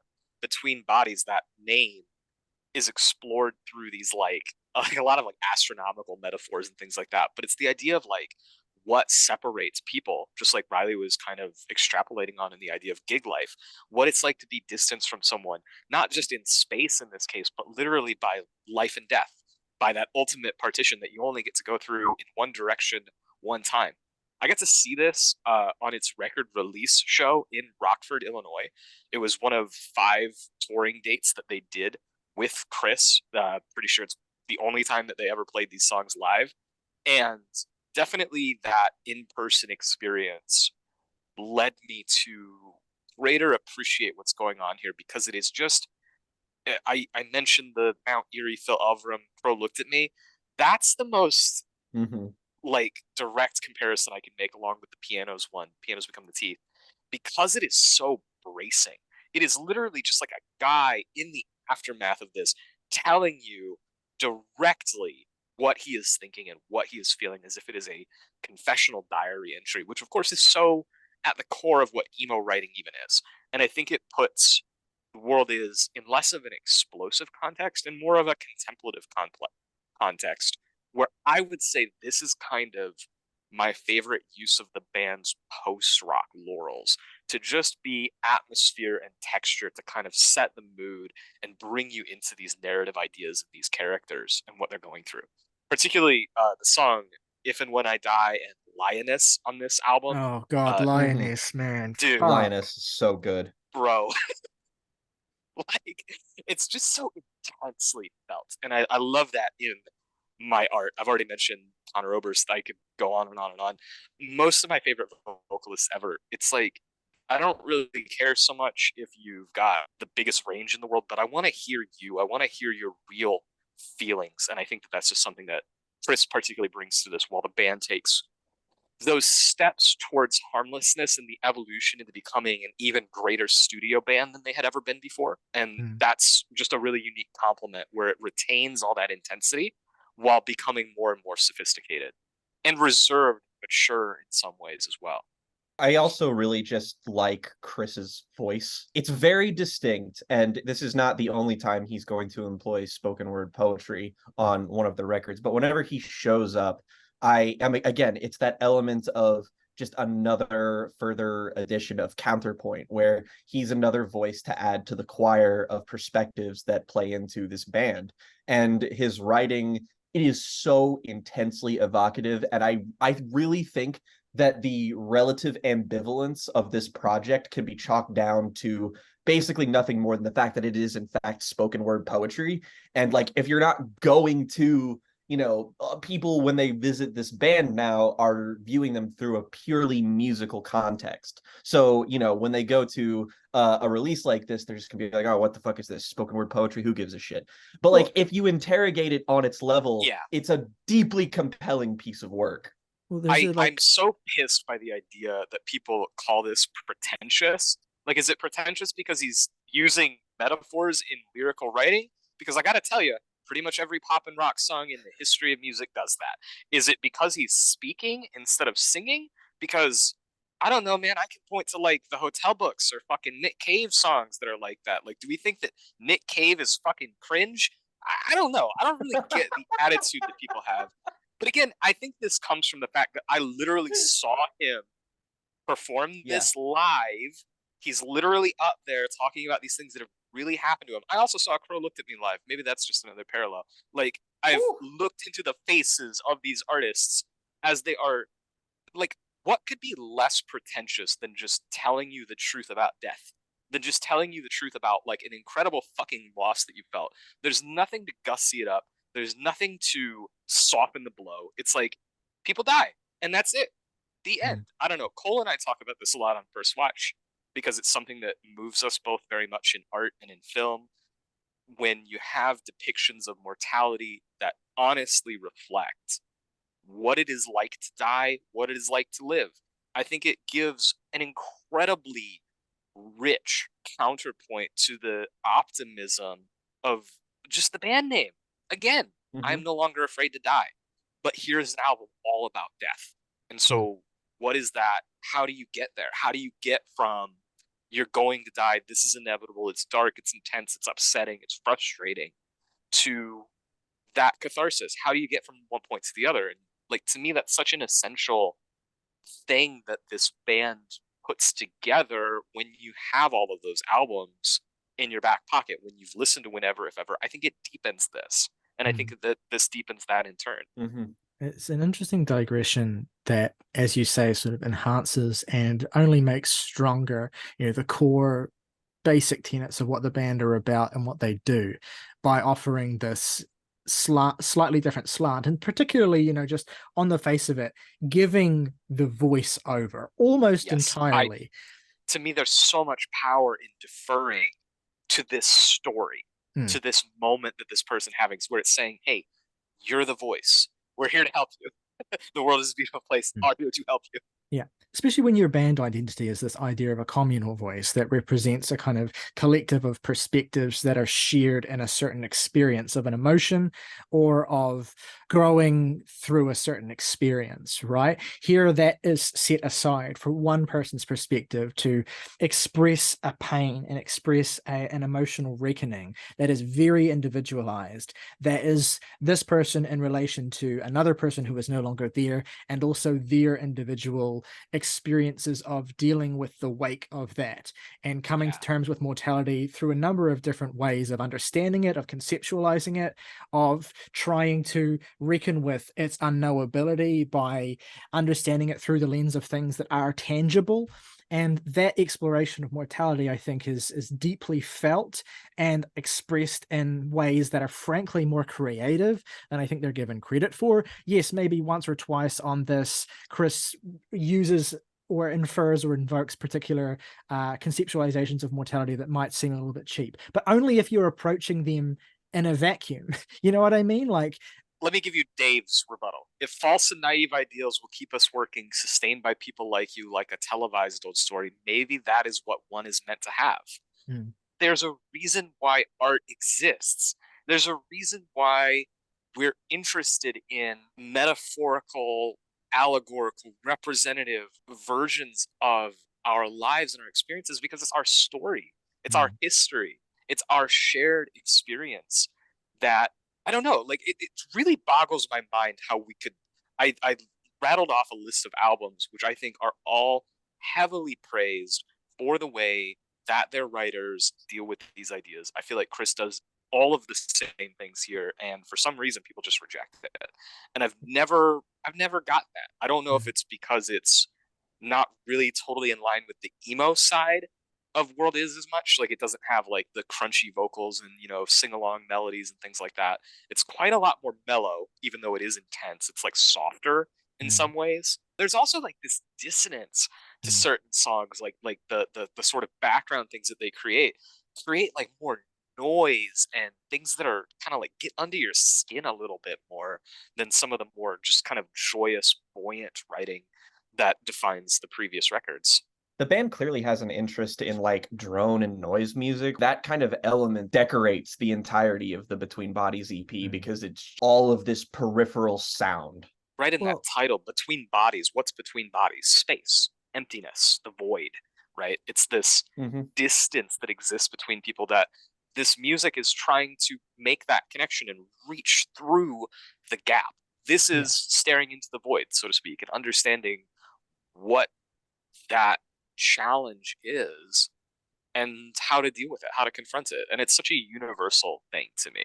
I just, of all their writing, this is the stuff that probably hits me the most personally and feels the most real to me. When you love someone or when you have someone in your life that means a lot to you, you're always conscious of the distance between you, what is between bodies, right? So what happens when that thing that is between bodies, that space, becomes all that there is outside of you? There's one motif that Chris uses in the song Autotonsorialist, where he talks about a number of different things, the closing track on this, but he also evokes the idea of cutting his hair, which is something I've already talked about as a lyrical motif on an earlier release as well, like cutting your hair as analogous to kind of leaving behind some part of your past or enacting some kind of very real change that puts you into an, okay, this is an irrevocable thing. I am now different. I'm now changed.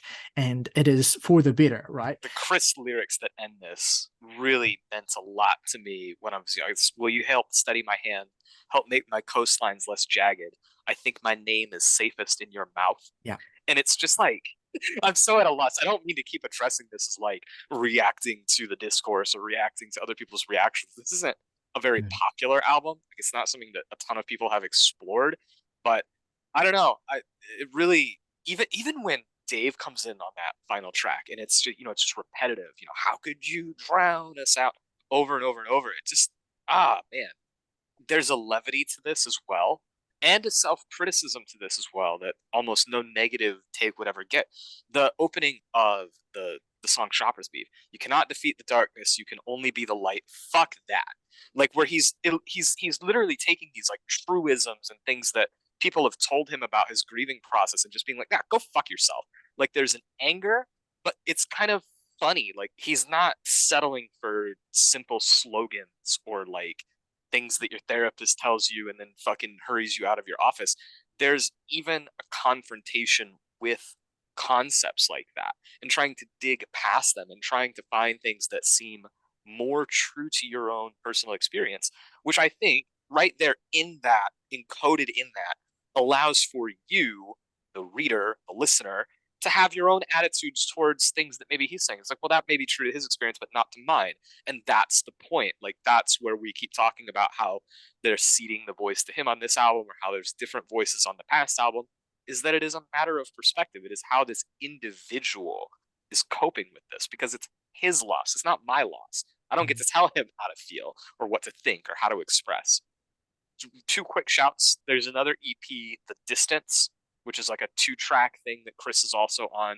It's got, both of those songs are quite good in my opinion. A Note from the Author, February 1st, to the Author, January 1st, and We Carry Knives, which sounds quite a lot like the closing track of this one, kind of like thumping world is stuff. Good if you enjoy this, or I don't know, I guess if you don't listen to me. And then I just also wanted to shout again that record release show that I saw for this, because it reminds me of a film that I love, which wouldn't come out for another couple of years, but it's called Minding the Gap.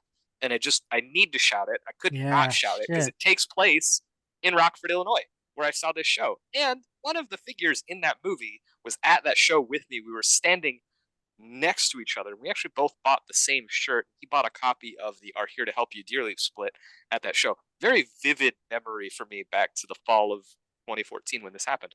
But there is something to be said for trying to put yourself in the position of who these people are at this time, that I think I brought into that because it was my third time seeing this band live.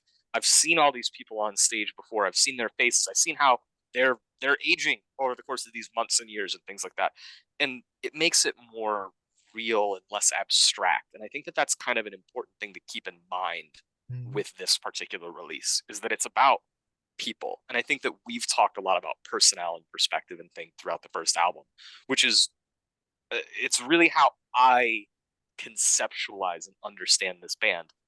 Worth mentioning at this point as well that The World is a Beautiful Place and I'm No Longer Afraid to Die are undergoing some changes within the lineup. I mean, that's something that happens so frequently within this sort of influx stage of the band's existence that it's not always necessarily worth commenting on, but it is worth commenting that, Between Bodies is the first release that Thomas doesn't feature on. He will not rejoin the band, and in an analog, I guess, retrospectively to some of what we've talked about with this particular release, he would eventually pass away in 2018, and his tragic loss as well, I think retrospectively informs a lot of the feelings that I experience listening to this particular era of the band. It's also worth acknowledging the juncture, I guess, in alternative indie music culture that we're at as well. 2014 was a big year for emo. I mean, you had some pretty seminal releases that came out this year, I think, especially of Hoteliers, Home Like No Place Is There, and Joyce Manor's Never Hungover Again. Massive. Those Home two... Like No Place Is There, just that album, right? That album title is so like central thesis to the revival. Just that concept. Yeah, you had Never Hungover Again as well, was a huge one that year. La Dispute put out the follow-up to Wildlife, I'm pretty sure, that year as well. Modern Baseball put out You're Gonna Miss It All that year. That's a big album. Have a huge connection to that one personally. So yeah, a big time for that Midwest emo revival in particular, which is burgeoning, and we'll see evolutions in the way that those bands play with the tenets of that revival and then evolve it and push it into new directions as we go on as well. Moving into 2015, though, and before we get to the next big release from this band, I want to shout out, because it was released just a couple of months before the next album itself, I want to shout out the EP Death to New Year's, which is an essential, so good, essential release from this band. It is just 2 songs, and they are both perfect. Like, seriously, 2 of the best songs you'll ever hear from this band that I presume were recorded in the sessions for Harmlessness and didn't end up making it onto the record. I feel like there's this progression that you can track with the 2 EPs that come before and after Harmlessness. There's these remnants of what I'll call the old sound, but you can hear that progression, like they're tinkering and pushing toward that new Harmlessness, full-fledged evolution. Particularly, I think Bello is really starting to get quite adventurous with the way that he is singing on these songs, which is entirely different than all of the releases previous, I would say. There's like a million little splits and EPs that happened between 2014 and 2016, where there are scattered little tracks that are included on that compilation that came out in 2016 that Jake has already named. But you can see that I just think that they were making a lot of material, trying to hammer out what is that next step? What is that next thing? And these 2 EPs, 4 fucking awesome songs. The other one I'm talking about is Long Live Happy Birthday, which came out after Harmlessness. Yeah. I think of them very much together as a pair. Yeah. I almost never listen to just one. I always listen to all 4 of them, like I'm listening to the Dear Leap split. Yeah, let's talk about them together then, and just talk about, again, you're right, I think, to point out those splits as well. I mean, like I said, I gave that context of where the emo revival was at because it was an incredibly, immensely productive time.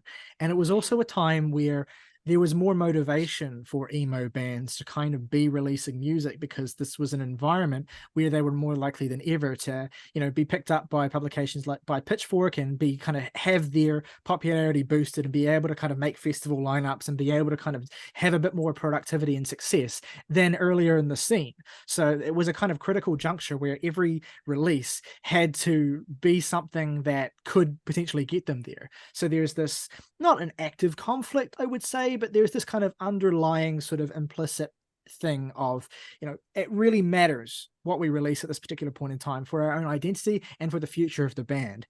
And so what you get teased for Harmlessness with these EPs is, as you say, Zach, it's taking that core post-rock emo fusion and thinking about, okay, well, how can we expand this? How can we make it bigger? How can we make it more inclusive of a more diverse set of, not necessarily influences, but just kind of expressions of this core idea of what we are musically? And you really get that, especially in, well, you get that in both EPs, actually, because Death to New Year's, I think, is my preferred favorite of the 2 because it's a little bit more recognizable. Yeah. But then Long Live Happy Birthday is great because it goes in a slightly more adventurous direction. I mean, it's a little heavier. Yeah, and that second song on Long Live Happy Birthday is a lot heavier. God, away with love. Exactly. Fucking hard as shit. Yeah. Yeah, so these 2 EPs together, I think, are a great snapshot of a band in flux. Just listening to the guitar that opens up the first track from the Crow's Nest on Fire Street, where it's gentle and inviting, and it's got the best sound, right? The way that those 2 songs progress, completely masterful version of this sound. I feel like I could name drop like 4 different favorite World Is releases because of how they've really achieved the sound that they were working on in this project, and this is one of them for sure, even though it's only 2 songs. Right off the bat, the best part of being a monster is, not caring what happens to yourself, having teeth that can break without breaking. The idea that to not age, to not be wounded, to not grow, is to be something inhuman, monstrous, vile, that the only way to be a person is to endure those kinds of things. Yes. And that idea of actualizing stagnation as a monster is something that's going to come to be, it's not something that's used outright directly an awful lot, but it's certainly evoked by the album cover of Harmlessness as well. You are being pursued by something that is sort of recognizable, but also distinctly not human necessarily, or distinctly off, right? This kind of distortion, right, of a memory, or this distortion of something, recognizable that may have been you in an earlier stage of life, or maybe someone else, or maybe something that represents potential pulling backward that you want to evade and that you want to escape. And of course, it's more complicated than that as well. But you're right, that is kind of forecasted by that lyrical motif in Crow's Nest. I mentioned Bello because I do think across these 4 songs, he's just getting way more adventurous, way more diverse. And this is where Katie Dvorak becomes the second vocalist of this band. That is like Harmlessness is the release where that is like put into practice, but you can feel her presence. She comes in through the back half of Crow's Nest, particularly, the Let's Travel and Sing Together. Just the way that they harmonize, the pair of them, to me, become the tip of the spear of this band. And that's going to be true all the way through Illusory Walls, basically. If I can, I would just like to shout out what I think is maybe the most underrated song of this band, just because I hear no one talk about it, and it just seems to be a track that is incidental to most people, that being Outer Heaven, one of my absolute favorite songs from this band. And also just because these fucking nerds are such dorks, I can only assume that Outer Heaven is a Metal Gear Solid joke. Which I love how that song, so it starts off and they're talking about, the 2 slices a day and fending off hunger. And it's kind of like this winding emotional thing. And then it just fucking pops off at the end where they're talking about fucking like barricade the door, set everything on fire, like, and just gets kind of like bouncy and like sing along.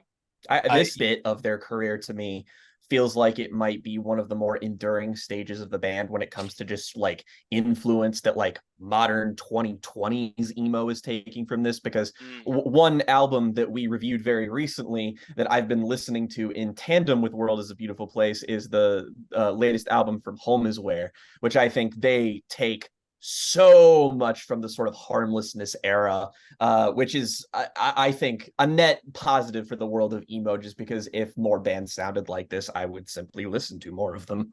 Well, like Home Is Where is like, the common thread here is that both these bands really like Neutral Milk Hotel, and they end up kind of exploring that in distinctly different ways. But real quick, I actually kind of want to do Even More Forever and Katamari Duquette a little bit.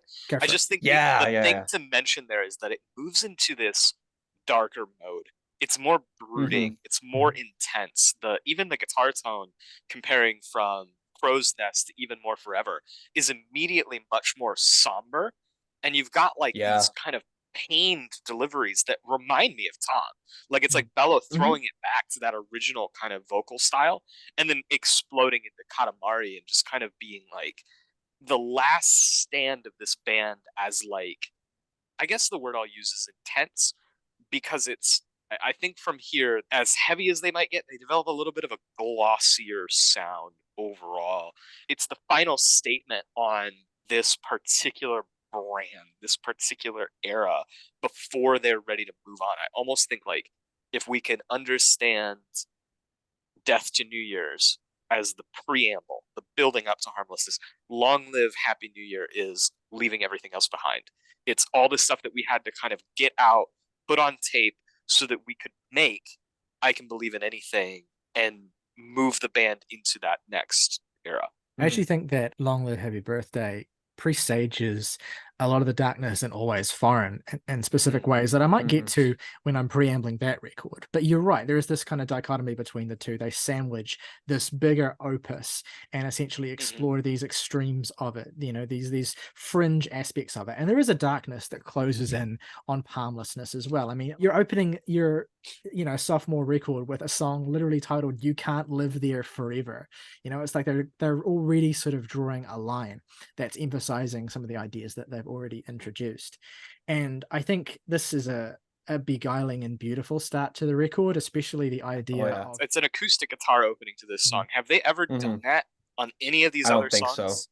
Nothing else. They've got softer cuts, like the blank atmospheric post-rock tracks, but just the way that it comes in with these low songs, do do do, ba da ba ba ba, it's unlike anything that they had done before this, I think. It's almost deliberately understating what the rest of the record will go on to do, because it is a significantly more adventurous album sonically than Whenever If Ever. It's an album that essentially, I think, tries to replicate a lot of the core sensations that album evokes and the spirit that record has, but it is weighed down in a certain sense that makes it have to try a little harder and stretch itself a little wider in order to achieve those highs. And in the process, I think it becomes a record that doesn't quite have the exact same level of ineffable charm that Whenever It Ever has, but ultimately I think it makes it a record that ages in a particularly powerful way.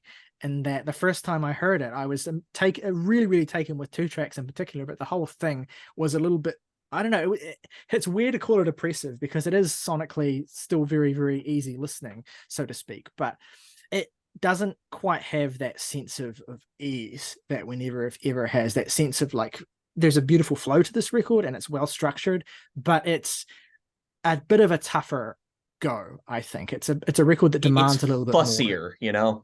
Yeah. I want to throw over to you first, Jake, just because you've kind of gone later than Zach and I on some of these previous releases. So I want to hear from you first, because I know this is a record that's really kind of just clicked into place for you. And I want to know what you think of it, I guess, in terms of that relationship with Whenever If Ever and what it does to kind of add to what the band are doing and how that resonates with you. Yeah, when I first started listening to this band, it was like, Whenever If Ever was like a key hyperfixation album. Just listen to that on loop some days over and over and over again. And I knew that there was another World is a Beautiful Place album that was like held in at least a similar esteem, and that it was this one. And so I checked it out just because I remember Ryley said that it was very good, and that was just sort of the next place I should go to.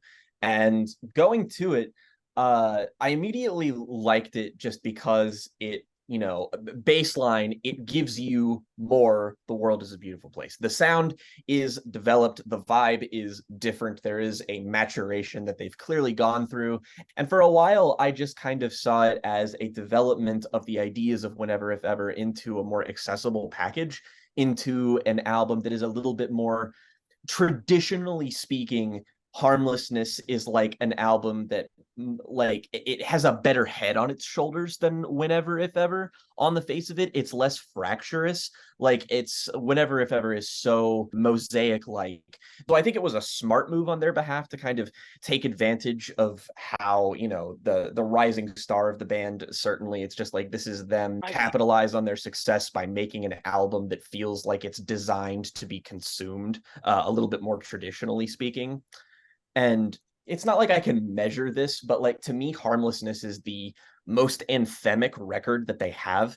It just sort of feels like they fine-tuned their songwriting to the point where every single part of it feels so vital, so essential, so hooky that, you have songs like January 10th, 2014, which is where you can kind of see the forecasted darkness of the EPs that are sort of on either side of this. That kind of begins to infect this album a little bit.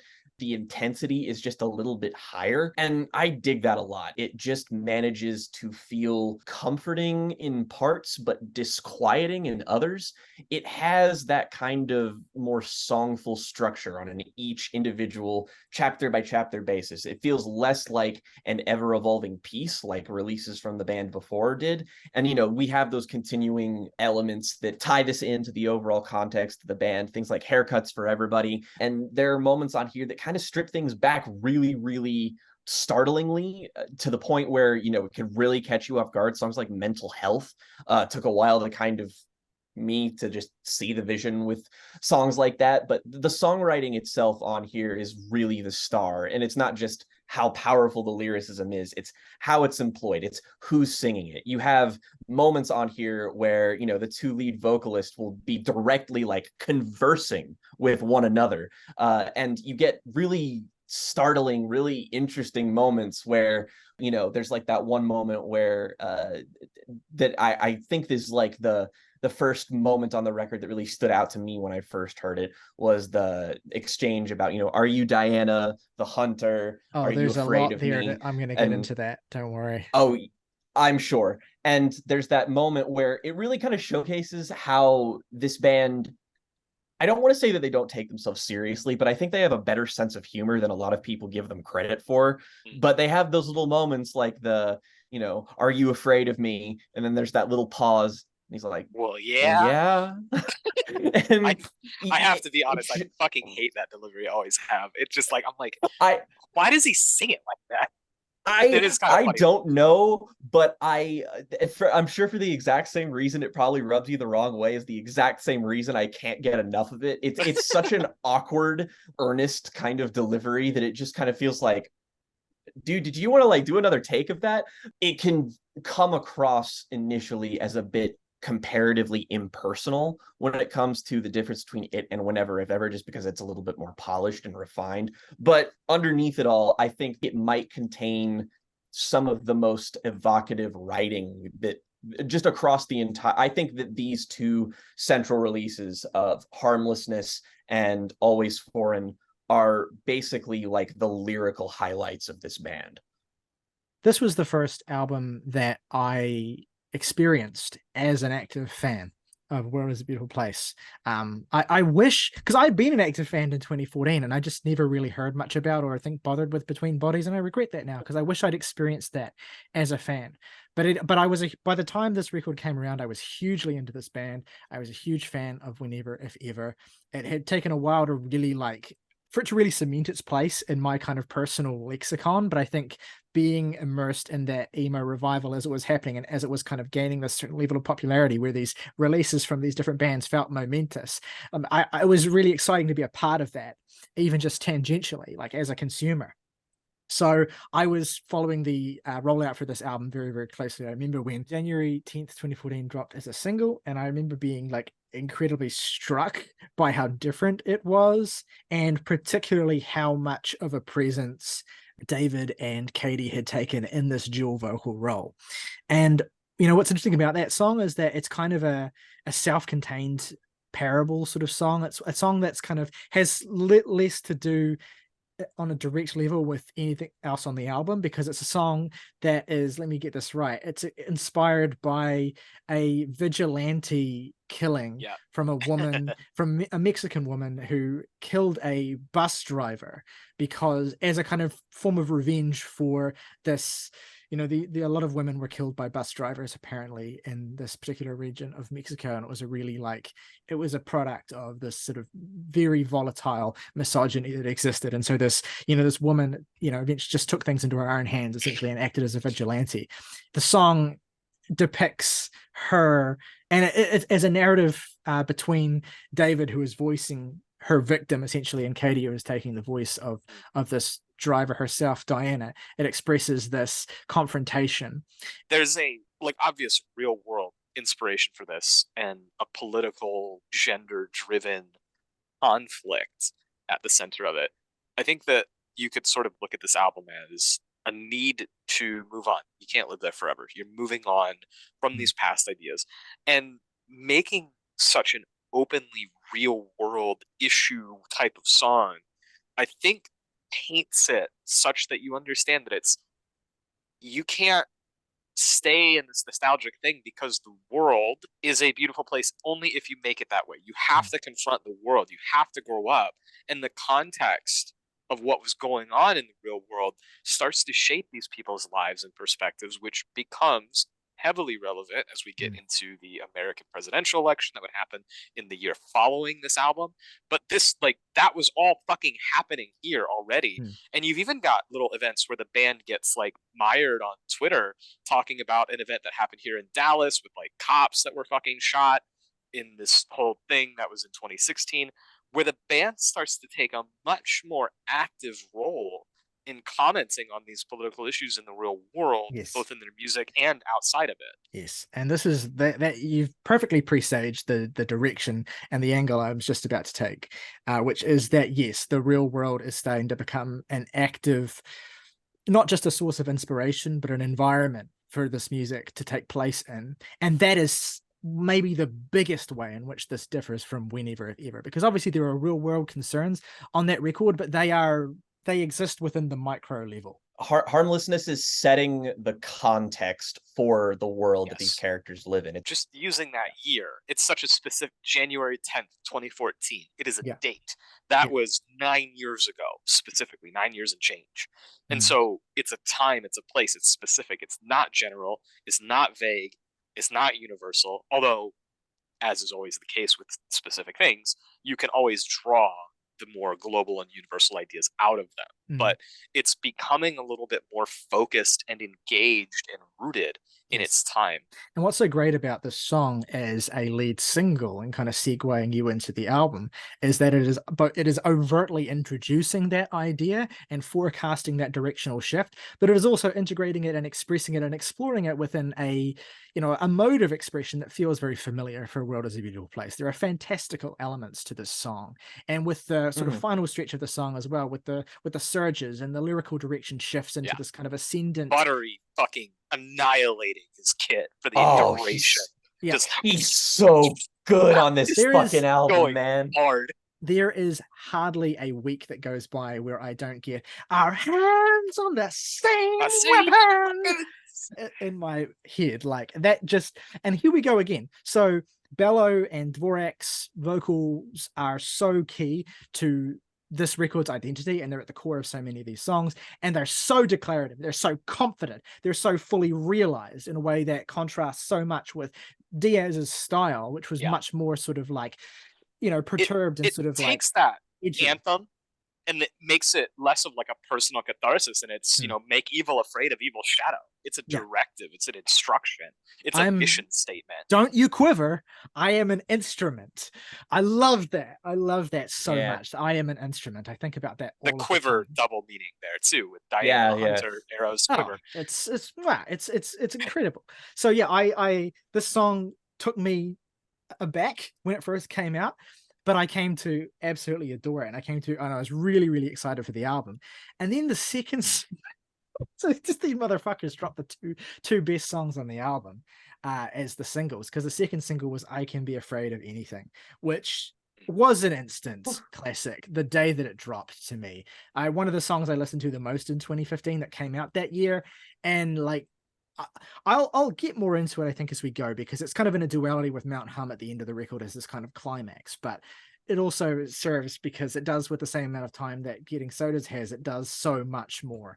And it's the song that sounds the most like Whenever If Ever, particularly in the beginning. That guitar where it's boom, boom, and it's just kind of got that little chime to the end of it. Everything kind of comes in gently, and then it explodes into that new sound. And so you see that blend of eras really come in. And I think that's really emphasized by Greg having vocals on that track, which is I think it's the only track he sings on, because this is when he bailed the band and started working at Top Shelf itself. Yes, so you're right. It's a big moment for Greg, but David and Katie take center stage for so much of this. And I want to particularly talk about David Bello, because this is essentially where he becomes basically the de facto front man of a band that prior to this point didn't really seem to have a front person necessarily. It was kind of be hard to pinpoint that. Even Thomas didn't really feel like a front person. He just happened to do most of the vocals, but it was all this collaborative. If he did at any point, holistically that leaves, just because he gets double duty with Whenever If Ever, which, if we kind of think of that as the definitive coming of age, it's got both of those two, plus Keith, plus Greg, plus Katie, plus Nicole.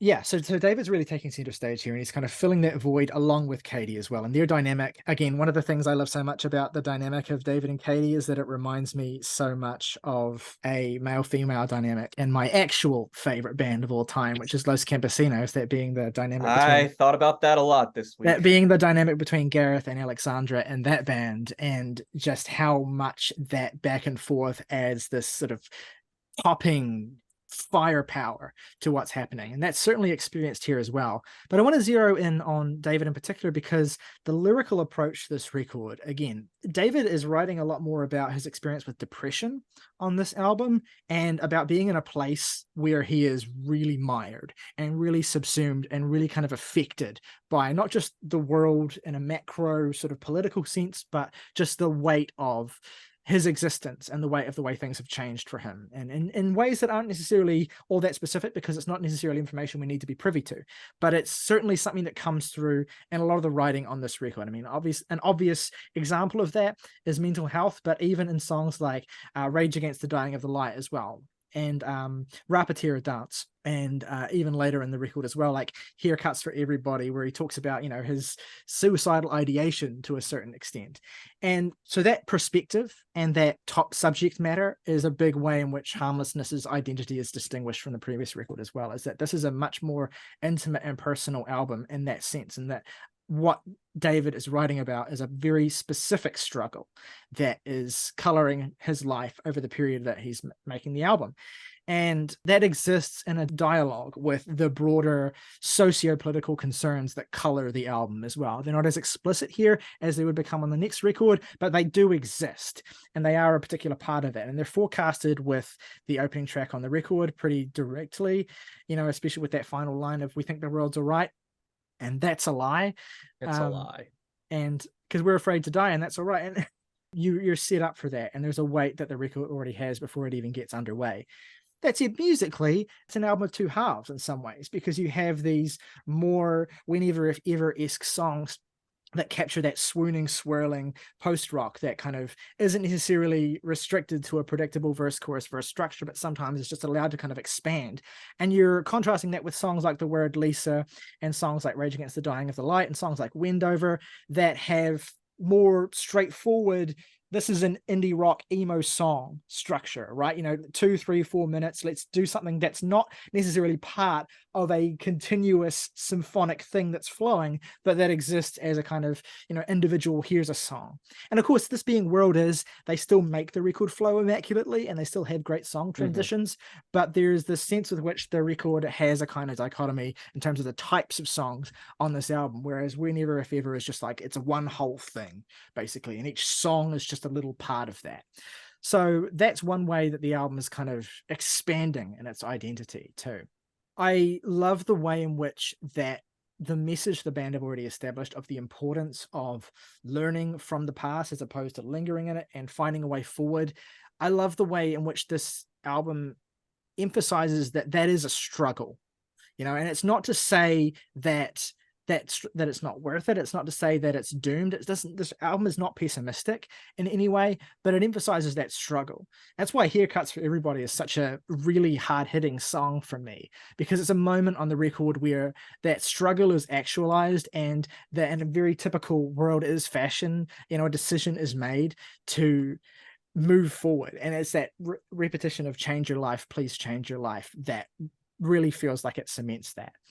Those are my broad thoughts on the album. I have a bit more to say about certain songs on the record, but Zach, I do want to turn to you at this point as well, because you've been a World Is fan for a while now, and you've already kind of forecasted that maybe there are certain aspects of this record that don't necessarily land for you. What are your broad thoughts on Harmlessness, and how do you feel the band sort of pull off this evolution in their sound as they develop these more worldly concerns, as well as kind of trying to deal with that sophomore slump thing of thinking about where do we go from here?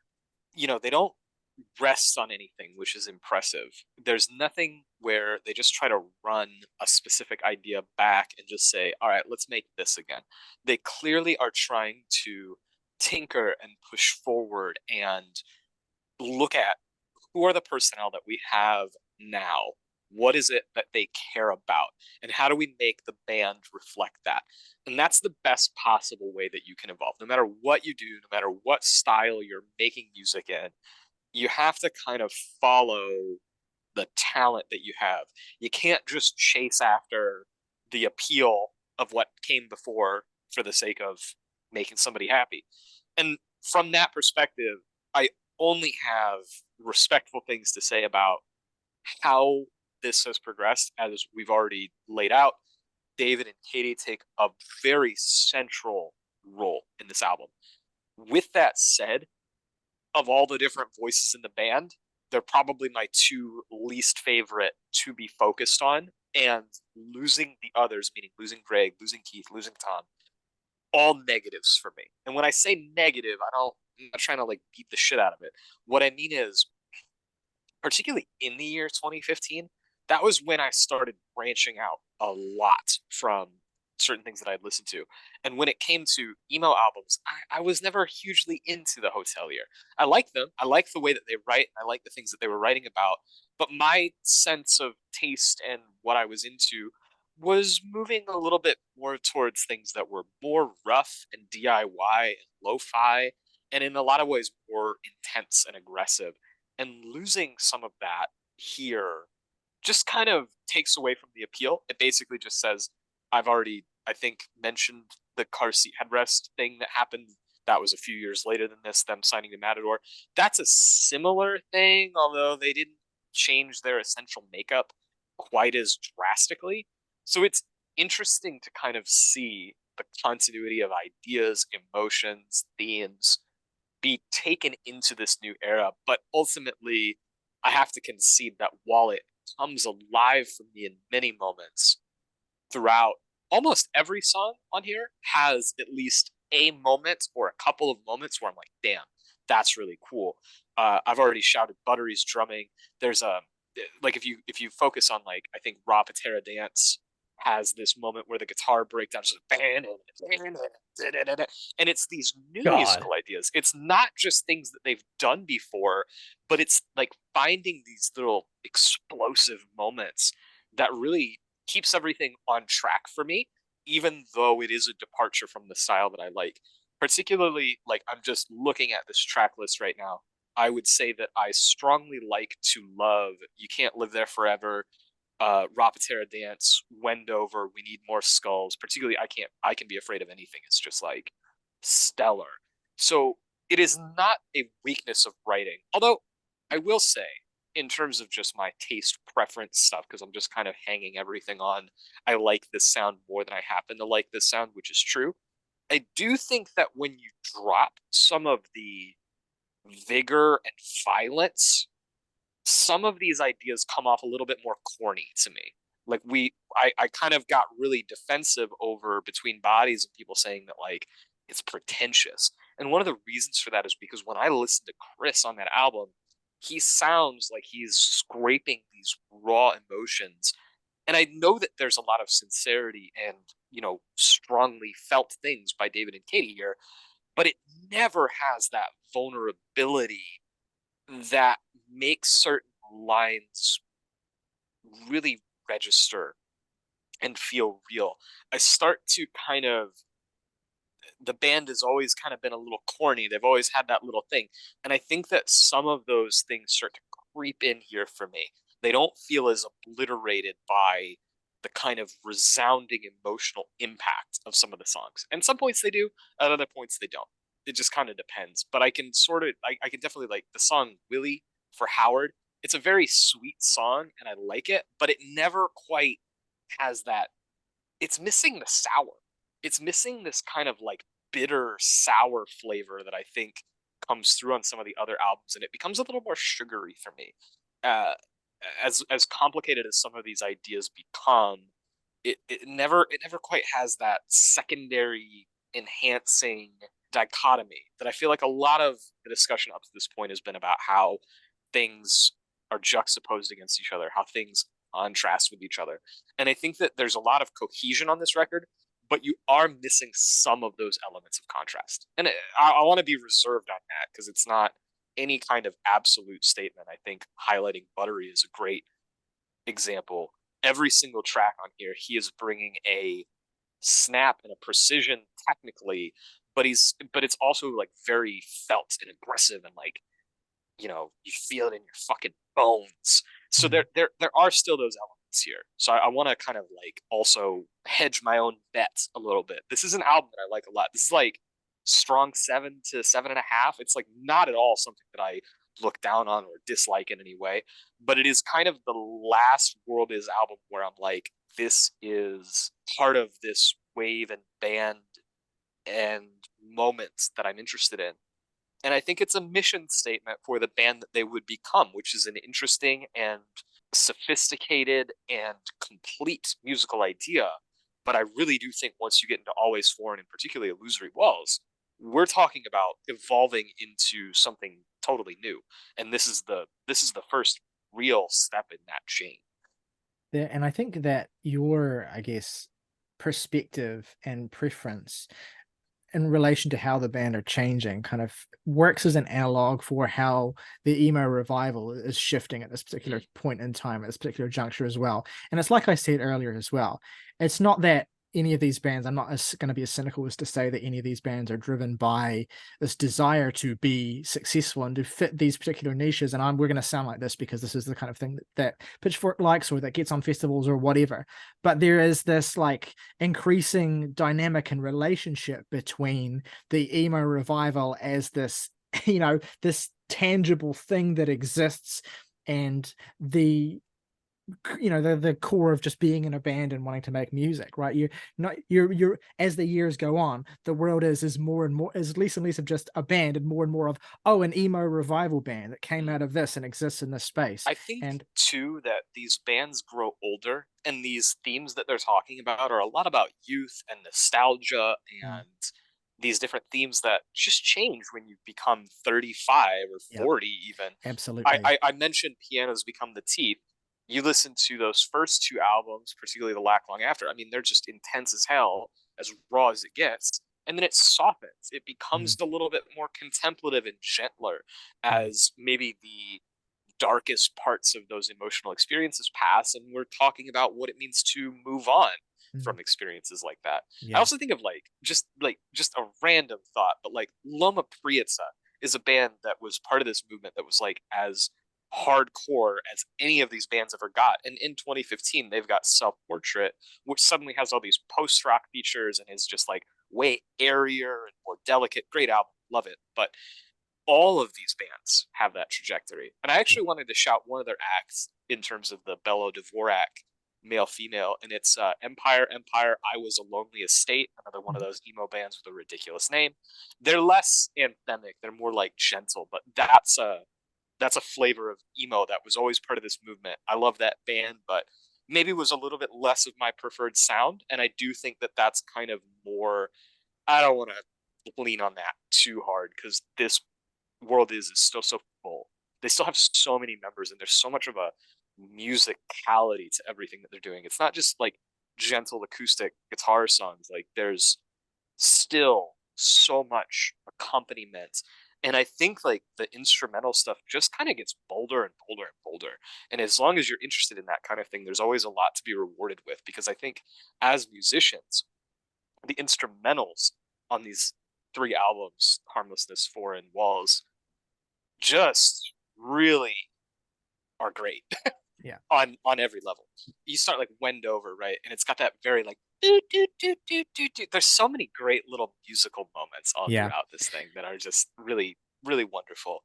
With this kind of like increasing front and center positioning of David and Katie, the record has this, I suppose, angularity to it, and a lot of the way that the music is constructed. There's less of a kind of, not that we never blurred together necessarily, but it was kind of an ephemeral album in certain senses. It was kind of an album that has this kind of like haziness to it. It has these very declarative and strong moments that come through, but there's something about its character where when you look back on it, you think about it, it is this kind of just this ephemeral thing, whereas Harmlessness is a lot more kind of, there's a lot more kind of rigidity and a lot more kind of just hard-hitting tones to the way that these songs are produced and recorded, the way that the guitars hit, the way the synthesizers hit, the way the drums hit, as you've already mentioned, and the way the vocals lead that too.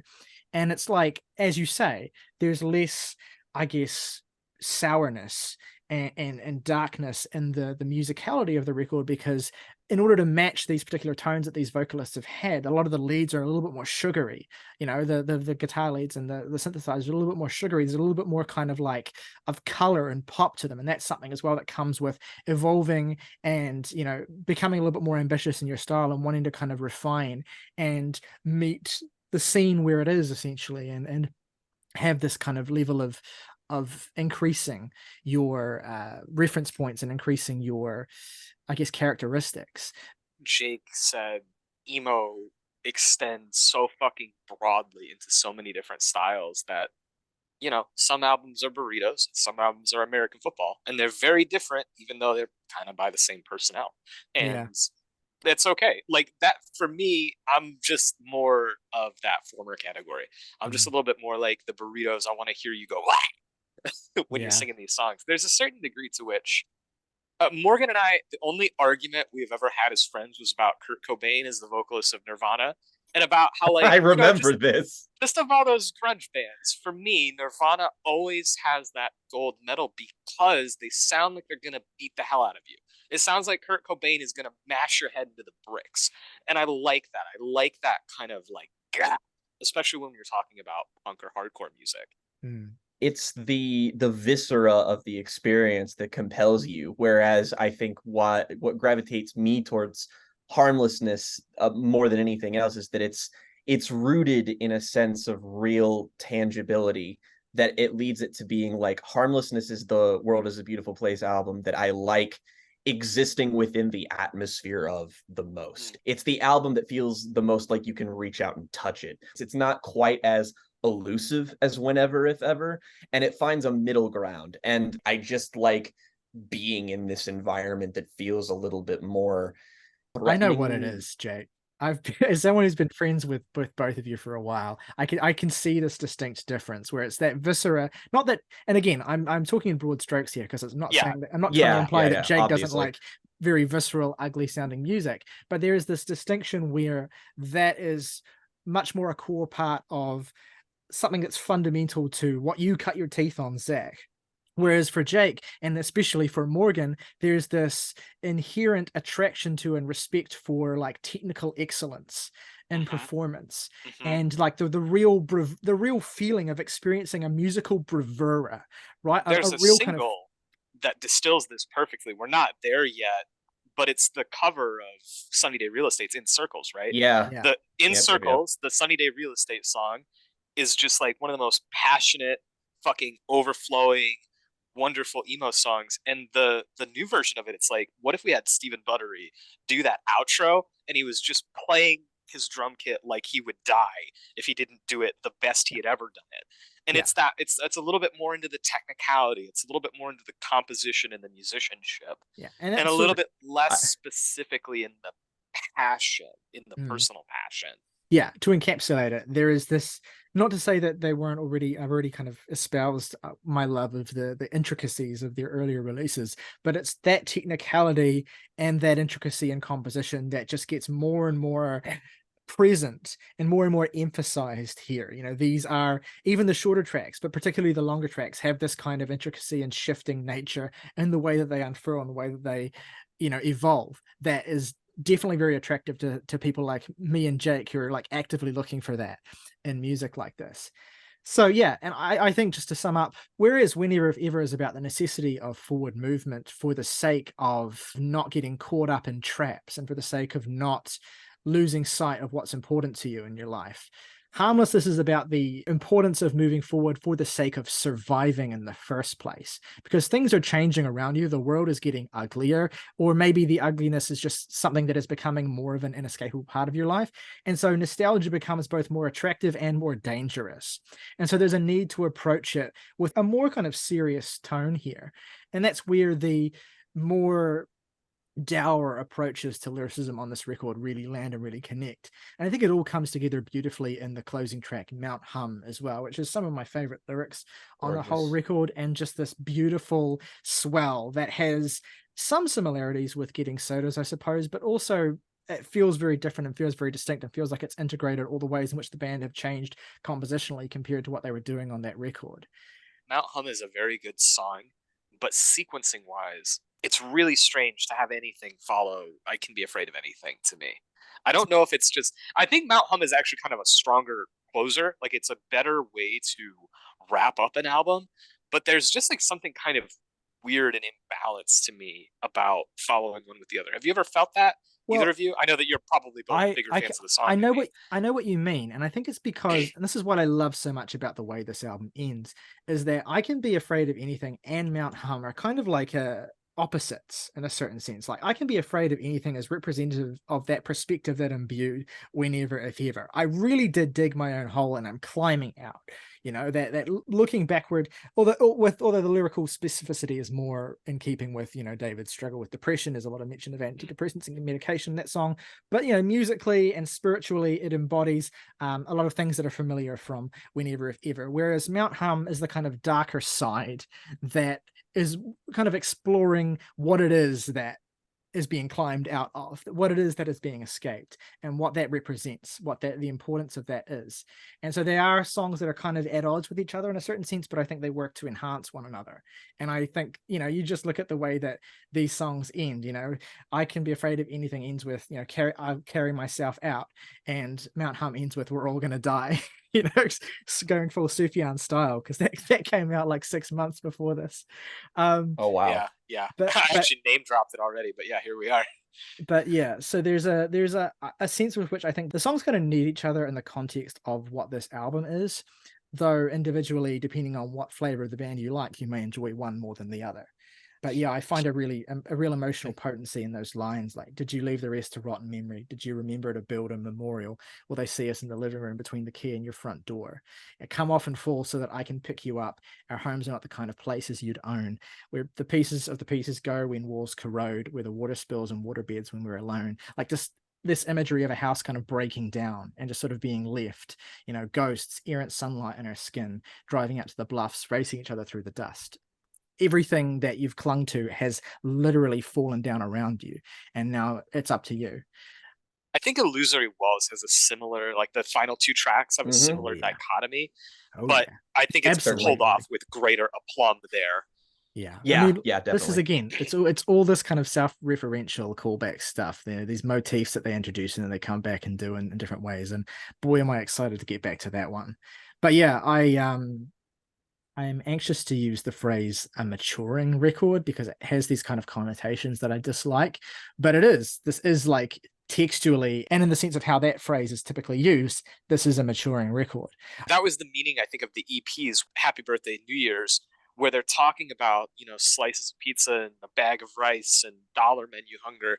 Like, these are ideas that are being left behind in that maturation process. Like, I think very actually it is about that awkward period where you've done the growing up that everybody tells you about growing up, and then you're still growing up, like you're still maturing, you're still developing. Like that's a never-ending process in your life, and I do think that it's about moving on from those things. All right, that puts us in a very interesting position, because 2016, apart from the Long Live Happy Birthday EP, which again feels like it was pretty safe to say it was probably recorded around the same time as that previous material, it's a fairly quiet time for the band musically. I mean, you've got those sorts of ongoing controversies like the fuck all cops tweet, you know, that landed the band in some. They were right to say it. As a Dallas citizen, they were right to say it. It's hugely ahead of their time there. I mean, like, arguably too ahead of their time, because, you know, that tweet got them a lot of shit. And I feel like, again, if you push forward, piss themselves about it. Yeah. If you push forward all of this, it's like, again, if you said that even 2 years ago, now nobody would bat a fucking eye. And they weren't just using some easy opportunity to get off a message that everybody agreed on. They were taking a moment where everybody in the world was like, oh my God, what about the thin blue line? What about these cops? And they were like, fuck that. That's it. You know, they were challenging that conventional thinking in a way that, like, yeah, it's like more normal, at least in Twitter and online spaces these days, maybe not so much in the real world. They've always been in a way, not a lot of emo bands are, they've always had an inherently political slant to their music, and that's just further going to be emphasized the more we go along. But it's very strange to me that was what happened when you look at this band, the kinds of things they write about, the kinds of people they are. They're a bunch of dork ass leftists who are, like, some of which are queer, and it's just like, what do you think their position is going to be on cops, guys? Come on. The thing is, it was a logical escalation of an extension of the philosophy that they had built, and the encroaching political and sociocultural relevance of the damage that police do is something that is directly at odds with a lot of what they write about, and so that dissonance it made sense that they would want to address that. And there's another dimension to it as well that comes to the fore with their next record, 2017's Always Foreign. We should note, I know that it's probably a little bit trite to even talk about this at this point. 2015 presidential primaries, 2016 presidential election, 2017 inauguration of Donald Trump. It's quite a fraught political era for everyone in this country and in the globe, really. So it's a very necessary political statement / awakening where, every band is going to end up reconciling with this. And I have a level of I don't know if it's pride, but I really like that they were not one of the bands that fucking hopped onto a bandwagon later on when everybody else was like, oh, la la la la la la la, this is important to us. It was important to them from before that transition, and they were a voice, I think, in the music world through this period that mattered because of it, at least to me. And that's, coming from someone who's got a little bit of skepticism about this 2017 record, but I have a lot of skepticism about the way that these bands would get political in this time from Trump to COVID, where, you guys have a music show. You've probably talked a lot about albums that do this. Oh, that's a recurring thing on the show, is that we have been more or less totally fucking sick of the idea of the word that cannot be said without being demonetized kind of album. And it's a concept that wears thin very quickly if done improperly.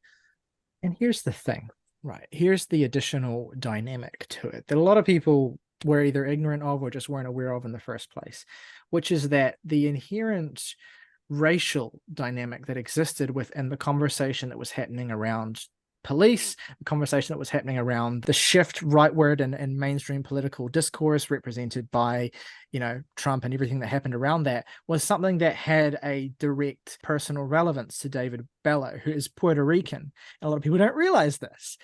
David Bello is a whatever generation of immigrant. His father came in, I think, in the 40s, and he's spoken a little bit about how a lot of his identity has been wrapped up in kind of coming to terms with the history of that and the diaspora and the integration into an Americanization that his father went through. And that's a whole thing. But it's not something that's really been an active part of the music up until this point, because it's just not something that David has really spoken about. And with Harmlessness as well, it's about he's taking the kind of core reins, in a bigger way in terms of songwriting. And so he's talking about what he's going through at that particular point in time. And it's a little bit more, it's existing tangential to that political dynamic, but that thing is a cloud in the distance. That's sort of January 10th, 2014. It's an act of retribution against violence. And just that year alone is evocative of Ferguson, Missouri, Michael Brown. That was when a lot of that consciousness started to shift. Yeah. So it's just, as you say, it's tangential. It's not that they're talking about those acts of violence, but it is an inescapable parallel. There's no way that you can listen to it without thinking about that. It's less not that the band didn't want to cover these topics, but that the band's scope as they kept evolving just hadn't quite gotten there yet. And I think in many ways, regardless of the political climate being as inflamed as it was, the band would have gotten to a point where they covered this in their macro anyway. Well, David has said in interviews that a lot of the reason why Always Foreign takes the political dimension that it does and the moments that it does is because it became inescapable. I don't think that it was necessarily something that he was particularly eager to write about. I think it was something that became so difficult to avoid and so primary in his everyday experience against his will, because of the way that the political and social cultural dimension had shifted and become so much more sensationalized and in your face with regard to that it just became something that had to be addressed. That's one angle that informs the new record. The other angle that informs the new record is the departure of founding member Nicole Shanholzer. Now, I don't particularly want to go into the circumstances of this departure in any detail, but I have to mention it because it is important. And I do mention it only because it is something that is explicitly referred to in the album itself. So it's not something, if it were something that weren't really explicitly a part of the album, I might gloss over it a little bit. But essentially, Nicole Shanholzer, founding member of the band and wife of Katie Dvorak, was ousted from the group or left. I think it was a mutual agreement, left the band in 2016, and the circumstances surrounding that were much talked about and much kind of theorized, that sort of thing. I don't want to get into the shit of it, but essentially it was a somewhat acrimonious departure that came from, I suppose you could call it a series of betrayals, essentially, that left the band feeling somewhat broken a little bit by what had happened surrounding a core member of the band and their departure.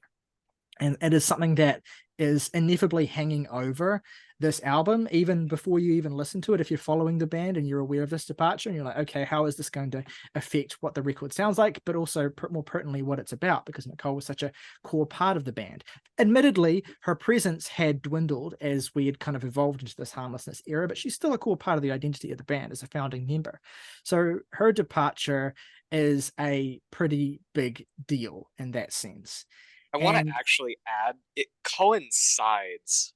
I don't want to get any more into the details than you're talking about, but there's kind of just this era of obviously coinciding with Me Too in the Hollywood sphere, but that was all through indie music and emo music of accountability for band members.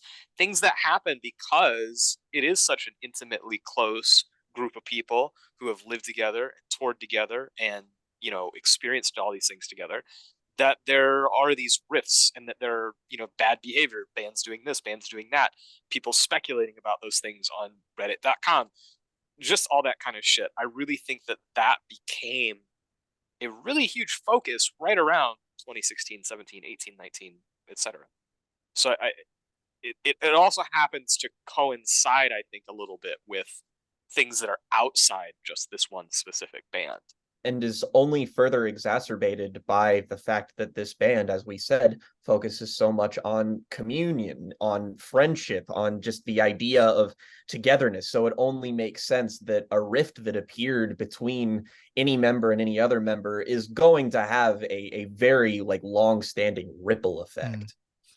Yeah, so and it's kind of it's representative of the fact that this is a band that have been around for a while now, and we've already seen a number of departures, and we've seen a slow kind of whittling down of core membership, which is, I suppose, corresponded with shifts in sound and shifts in direction that also relates to external things that are going on in music and all that sort of stuff. So there's this big sort of pool of things that are happening in the periphery and the surrounding this record, both within the band and within music more broadly and within culture more broadly, that I think inform the experience of listening to Always Foreign and are also quite key to unpacking what it is about and why I think it works so well. I mean, this is a record that it might be easy to look at the way that this is, rated on aggregate sites or maybe not so much talked about or whatever, and to assume that this is a record that maybe no one ever cared about, but it was actually really well received critically.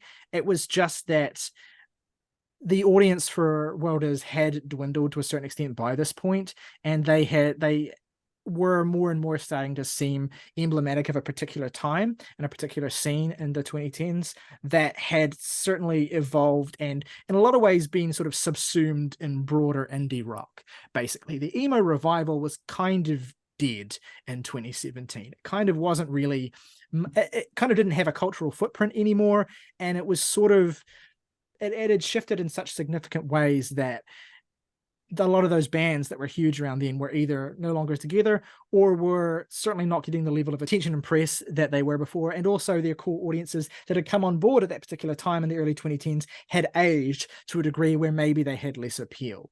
And, it was unfashionable. It's a shame in a certain sense as well, because, World Is have aged with their World Is have aged. World Is are not a band that are staying in the past, essentially, or trying to recapture that 2013 sound. They're not all that concerned with it at all, to the point where, while Always Foreign is definitely a recognizably emo record, there's a lot of song structures on this thing, and there's a lot of styles the band approach that are much more indie rock than, emo or even Oh, post yeah. rock actually. So it's still emo, but it's like the post rock element has kind of been shorn off a little bit. It's still there in the B side of the album, which I'll get to, but for the most part, this is a little bit more of an indie rock emo record, in keeping with other bands around that time like Foxing, who had evolved in that direction as well. So that's an important bit of sort of context for approaching this musically. Yeah. It's a very fraught album in terms of subject matter. It's a racked. In fact, listening to it after listening to some of these previous records, especially after a record like Whenever If Ever, it's kind of painful hearing how stricken David is on this album, and it comes through particularly in songs like, the one that a lot of people were talking about was Hilltopper, which is the song where David most overtly references Nicole's departure with that line, "I beg to apologize for what was said inside the van." There's these moments where you get painfully real for that, and they're really jarring.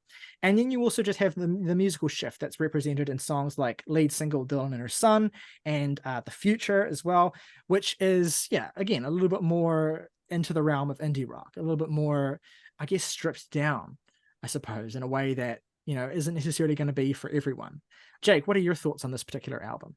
It was the last album I checked out from the band just because I knew its reputation was lesser, shall we say.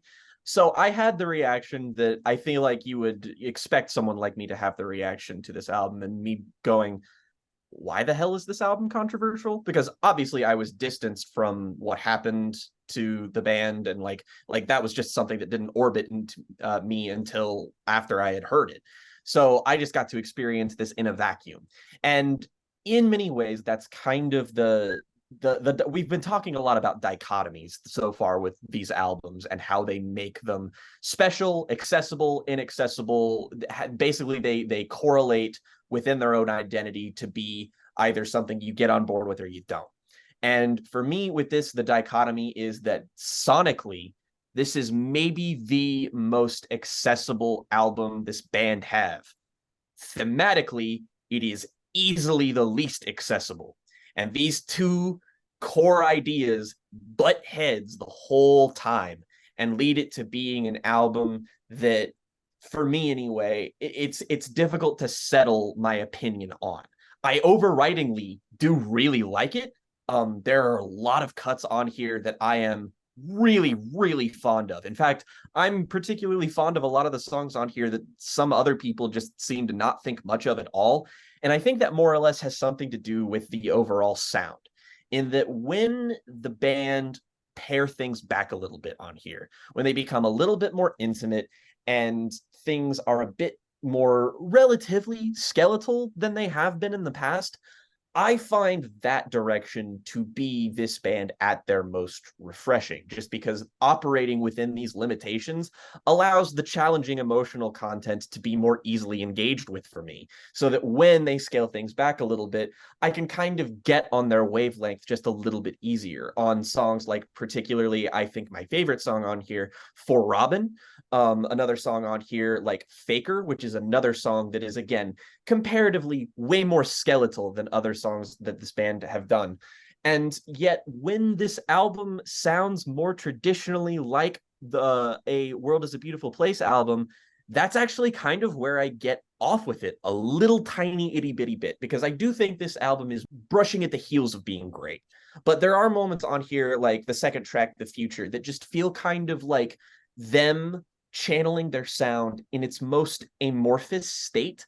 And it doesn't really lead to song structures complementing the material in a way that I really feel is tangible. It leaves me very, very cold in a way that I don't want an album like this to leave me cold, because there are contrasting moments on here, again, Faker, For Robin, that really honestly hit me in ways that are totally separate from the ways that other songs that this band have made have hit me, because there is a sense of betrayal and a kind of mourning for what was previously had in the past, and that kind of links into a bit of synergy with past albums, and that they're trying to reconcile their disparate present with the idealized past. And whenever they brush up against that idea very directly, I feel it very, very strongly. Just like the notion of being this close-knit kind of community together and then having someone being excised from that community, and the pain that it causes and the doubt that it causes within you because somebody turned out to be who they didn't expect to be.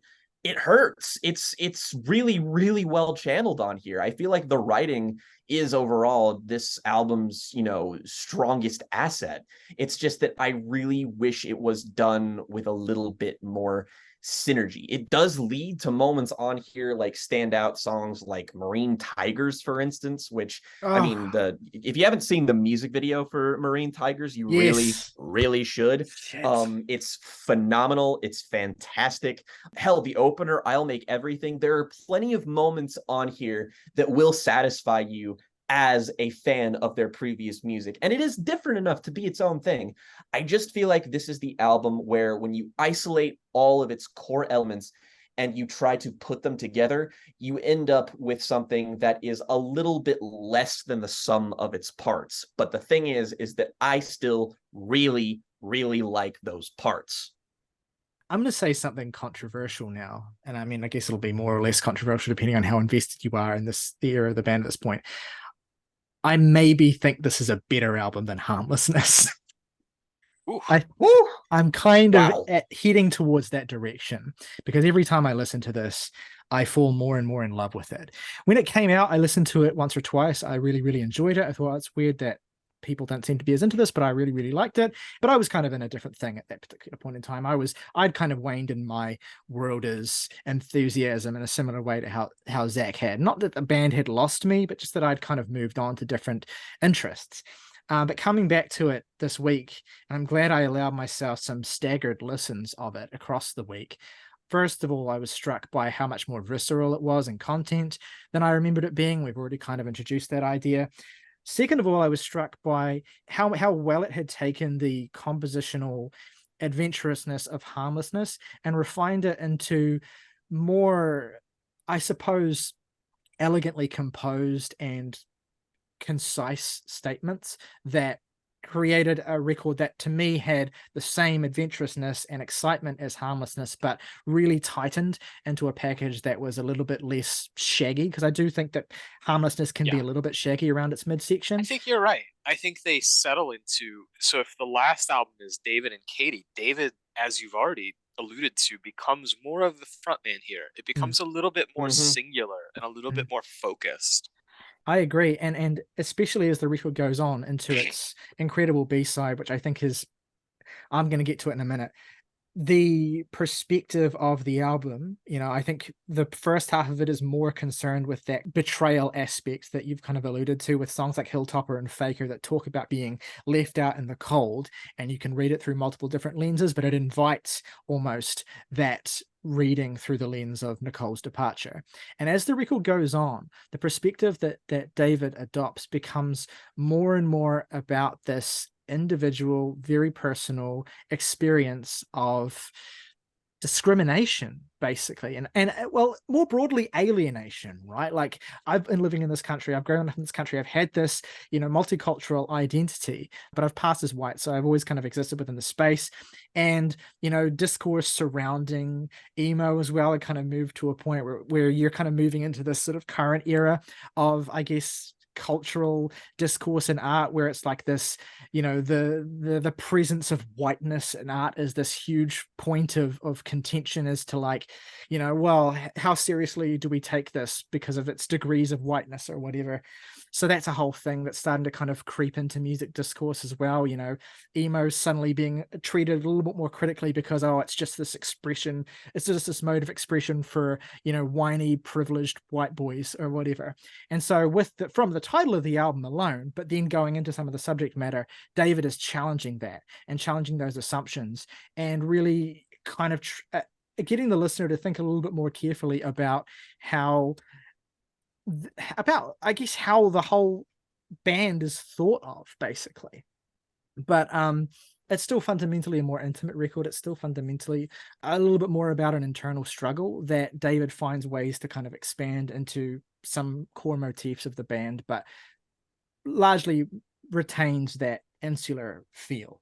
And in that sense, it's maybe the least World is a Beautiful Place album, because it is so much, it sheds so much of that kind of collective, bonding and celebration and unity that maybe comes to define the archetype of what this band is. It's so maybe cold towards that because of the moment it exists within. But the flip side to that is that it is fundamentally a record with a great sense of synergy and unity musically. Like, the band are so locked in here. The performances are fantastic. The compositions, as I said, take that increasing sophistication from the previous record and refine it into songs like Faker and songs like Graham as well, which doesn't sound like any other World Is song at all up until that point. The Future, which I really like, I think is a really sort of solid indie rock song that kind of kickstarts the album after that intro as well. Dylan and Her Son, which, as I mentioned, was the lead single, which is maybe the most aggressive song on the record up until that point anyway, because there's a later song that gets quite aggressive. So you're getting like this real whirlwind pace to it that I actually really, really love. And that whirlwind pace complements that sense of having the wind knocked out of you that the record really captures as well.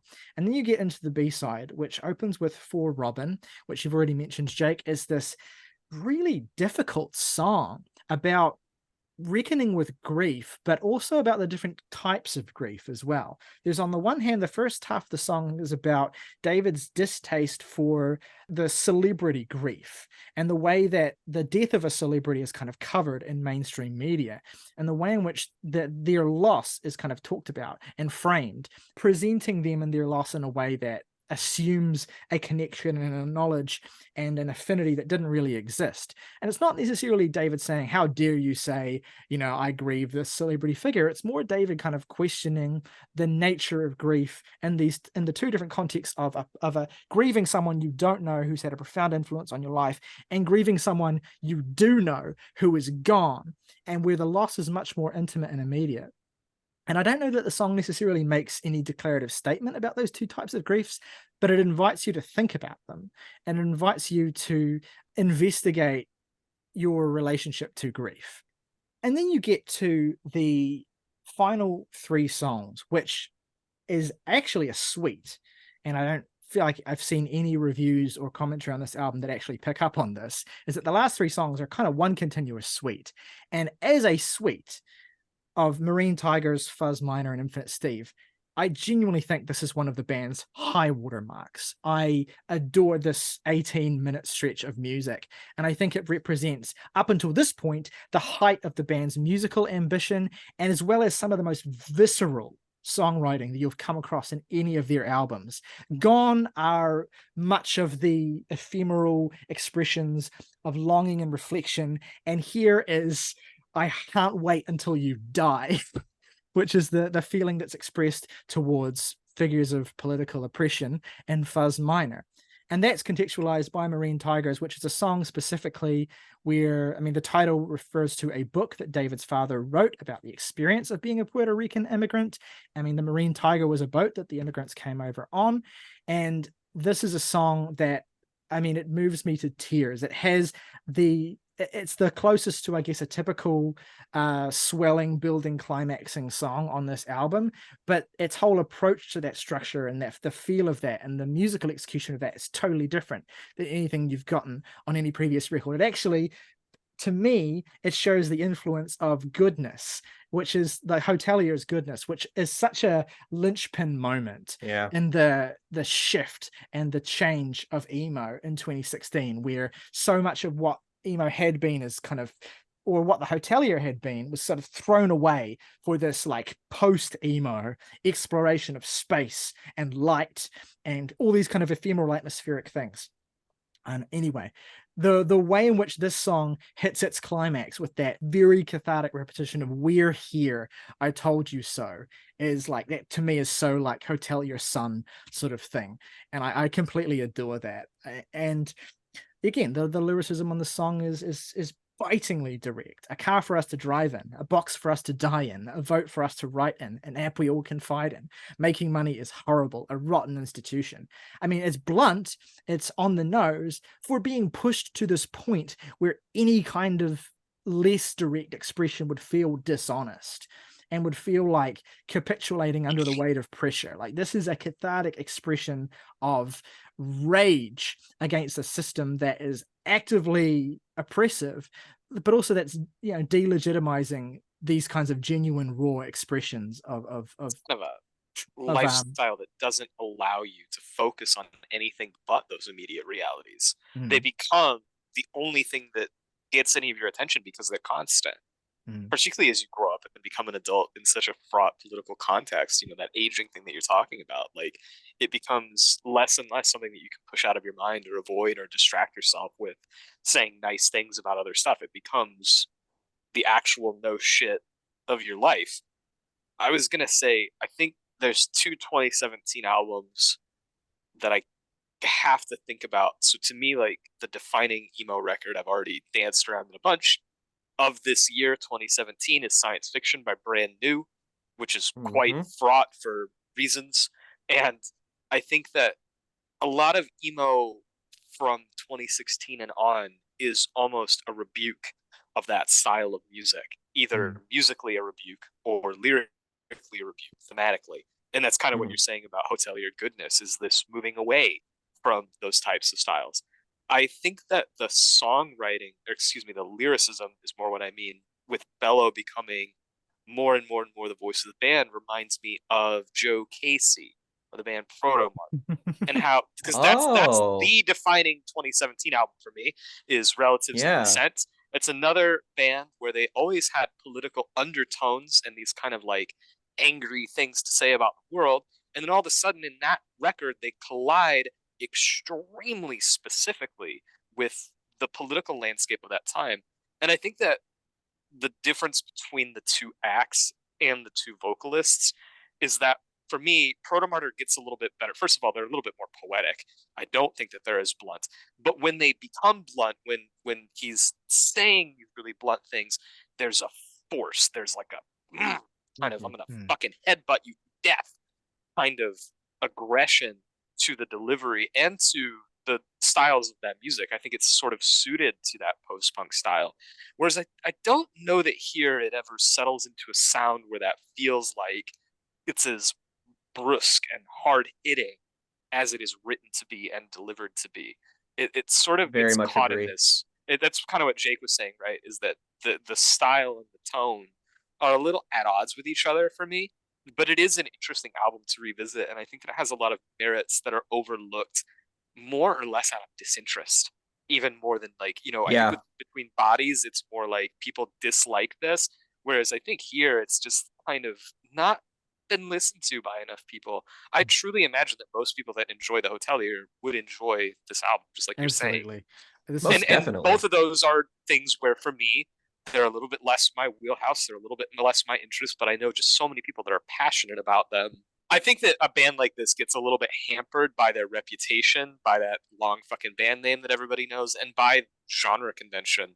But, you know, like, we want you to be this Midwest emo band. We want you to do this. We want you to be this. And ultimately, they're continuing to push themselves into directions that they were never easy to pin down. They always had so many influences, but you know, then people want you to be in this box of like, you're this Twinkle Daddy band. You got to do the post-rock thing. You got to do this. You got to do that. And I will again express my admiration that that is not how they choose to express themselves within the context of this band. They allow it to be an expression instead of what the writers, the singers, and the musicians are feeling and experiencing in their lives. And so I never, ever, ever, ever, ever get the sense that the band is chasing a trend. Absolutely. They don't kowtow to anybody. That's one of the reasons why I definitely prefer Illusory Walls, and I think maybe prefer Always Foreign to Harmlessness as well, is that those two records in particular feel so like completely, you know, apathetic towards any level of expectation or any level of a particular standard that they're expected to hit. And the more I listen to Always Foreign as well, I think my love of goodness influences me deeply here, the more that I admire and deeply resonate with the decision to take this record musically in the direction that it goes in, because it is more unguarded, while at the same time, again, there is actual sophistication here. Like Infinite Steve is a very musically sophisticated song. I mean, the string section in this song is so fucking incredible, and they use strings on this album in a way they haven't used them before. Has these great horn sections that are just like, I mean, God, on the previous so record, good. it's just kind of a blare. It's just, but here it's like intricate, like they're battling each other. It's really cool. And then that's probably my favorite track on this album is Marine Tigers, I would say. They're bridged by Fuzz Minor as well, which is like a really brooding and intense and just emotionally angry song. Not just lyrically. Like if you listen to the guitar in that, it's snarling, it's seething under these expressions of just like, I can't wait for you to fucking die.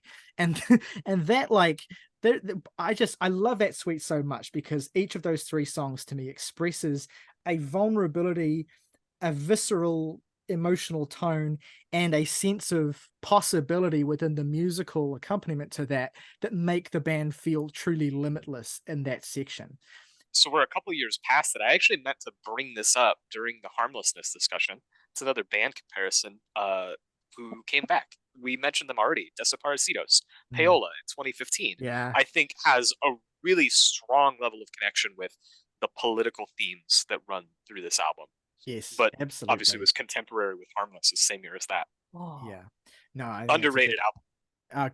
Great fucking record. I've probably listened to that way more than Read Music Speak Spanish, which is just because I heard it first. Anyway, just to kind of wrap up the Always Foreign thread as well, like one of the most fascinating dynamics or thorns or twists that this adds to the continual theme of this band is that we've continued to impress this idea of the importance of moving forward and the importance of not lingering in the past. But there's, on a song like Marine Tigers especially, this is the band asking, what happens when you are actively trying to move forward, but the world is conspiring against letting you? Like institutionally, the world is closing in around you, and you are trying to survive. Not just survive, you're trying to thrive. You're trying to do all of these things, attain this goal, that spiritual, philosophical goal in terms of how to live your life that the band have espoused up to this point. But more than ever, you're being met with a fucking constriction that is just suffocating you the more you try to do that.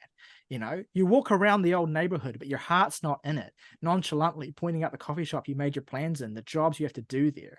Your heart's not in it to learn any more about this country, the apartment you have to live in. They decided that we didn't fit the records that they hold, and we agreed to go. Yeah, we know we will not be the last. We know they've got a plan. Again, it goes on and on and on like that as well. That is a dynamic that really, like, in the context of this band's narrative, really elevates the feeling of this too, is that sense of I'm trying. I'm not stuck in the past anymore. I'm actually more present than I've ever been. But that is the source of my pain now. That is the source of my suffering. It's not, and I really resonate with that. And I think a lot of that, especially that refrain of "We're here, I told you so." I mean, I have tears running down my face listening to that, because it's, I hate to be like this, but it resonates a lot with the current era of hate crime that we're living in, regarding gender and sexuality expression as well. It feels cathartic in that respect, as I'm sure it did through the racial element at the time that it came out as well. So yeah, so that brings us to, I suppose, the end of this particular arc. A record every couple of years, but certainly things that happened surrounding this album leading up to it were tumultuous and led the band to retreat for a while. And it wasn't until 4 years later in 2021 that we came back with Illusory Walls. Now, anyone who's subscribed to the channel since the time this record was released, or just might have happened to have seen it, will know that we've already reviewed this album, and that it was one of our highest rated and most beloved albums of 2021. It is one of Jake's favorite albums of all time. It's an album that means a great deal to me as well. It's my second favorite A World Is record after Whenever If Ever. And it is, if Always Foreign was maybe alienating some of the people who maybe wanted that core Midwest emo revival sound that the first two records delivered, then I mean, Illusory Walls. And Illusory Walls comes along and says, fuck them. This is not a Midwest emo album. This is a prog rock album, baby. We are in a prog rock era. We have left the past behind so immensely from a musical standpoint that it barely sounds like it barely sounds like the same band, which is a point that Zach has already emphasized with how these shifts move along. But Jake, got to throw it over to you. What do you want to say about Illusory Walls at this particular point in time, especially in the context of our discography breakdown as well, how the band have evolved, how they've changed, and what this record does that you find so affecting and meaningful? Let me just say that part of the reason I'm so glad we're doing a video like this is that I can get my ducks in a row, so to speak, with this album, because when we reviewed it initially, this is such a big fucking album with, like, I mean, it is a long record, but it also has so many ideas within it, and Is it their longest? relies, I believe so, by a decent 70 amount minutes. too. It is. Yeah. This album is a lot to chew on. And additionally, when we reviewed it, like, we had a guest, we had another big album that we were reviewing that week, and I was still just kind of basking in it still. Like, I was too overwhelmed by it to properly do it justice. And I got to rectify that a little bit with our end of the year albums list. Like, as Ryley said, this was my 2021 album of the year. And it was also features our favorite song of that year as well. The band actually watched that segment of our show and commented on it. Thank you to them for that. That is still one of the best things that has ever happened to me because of that show.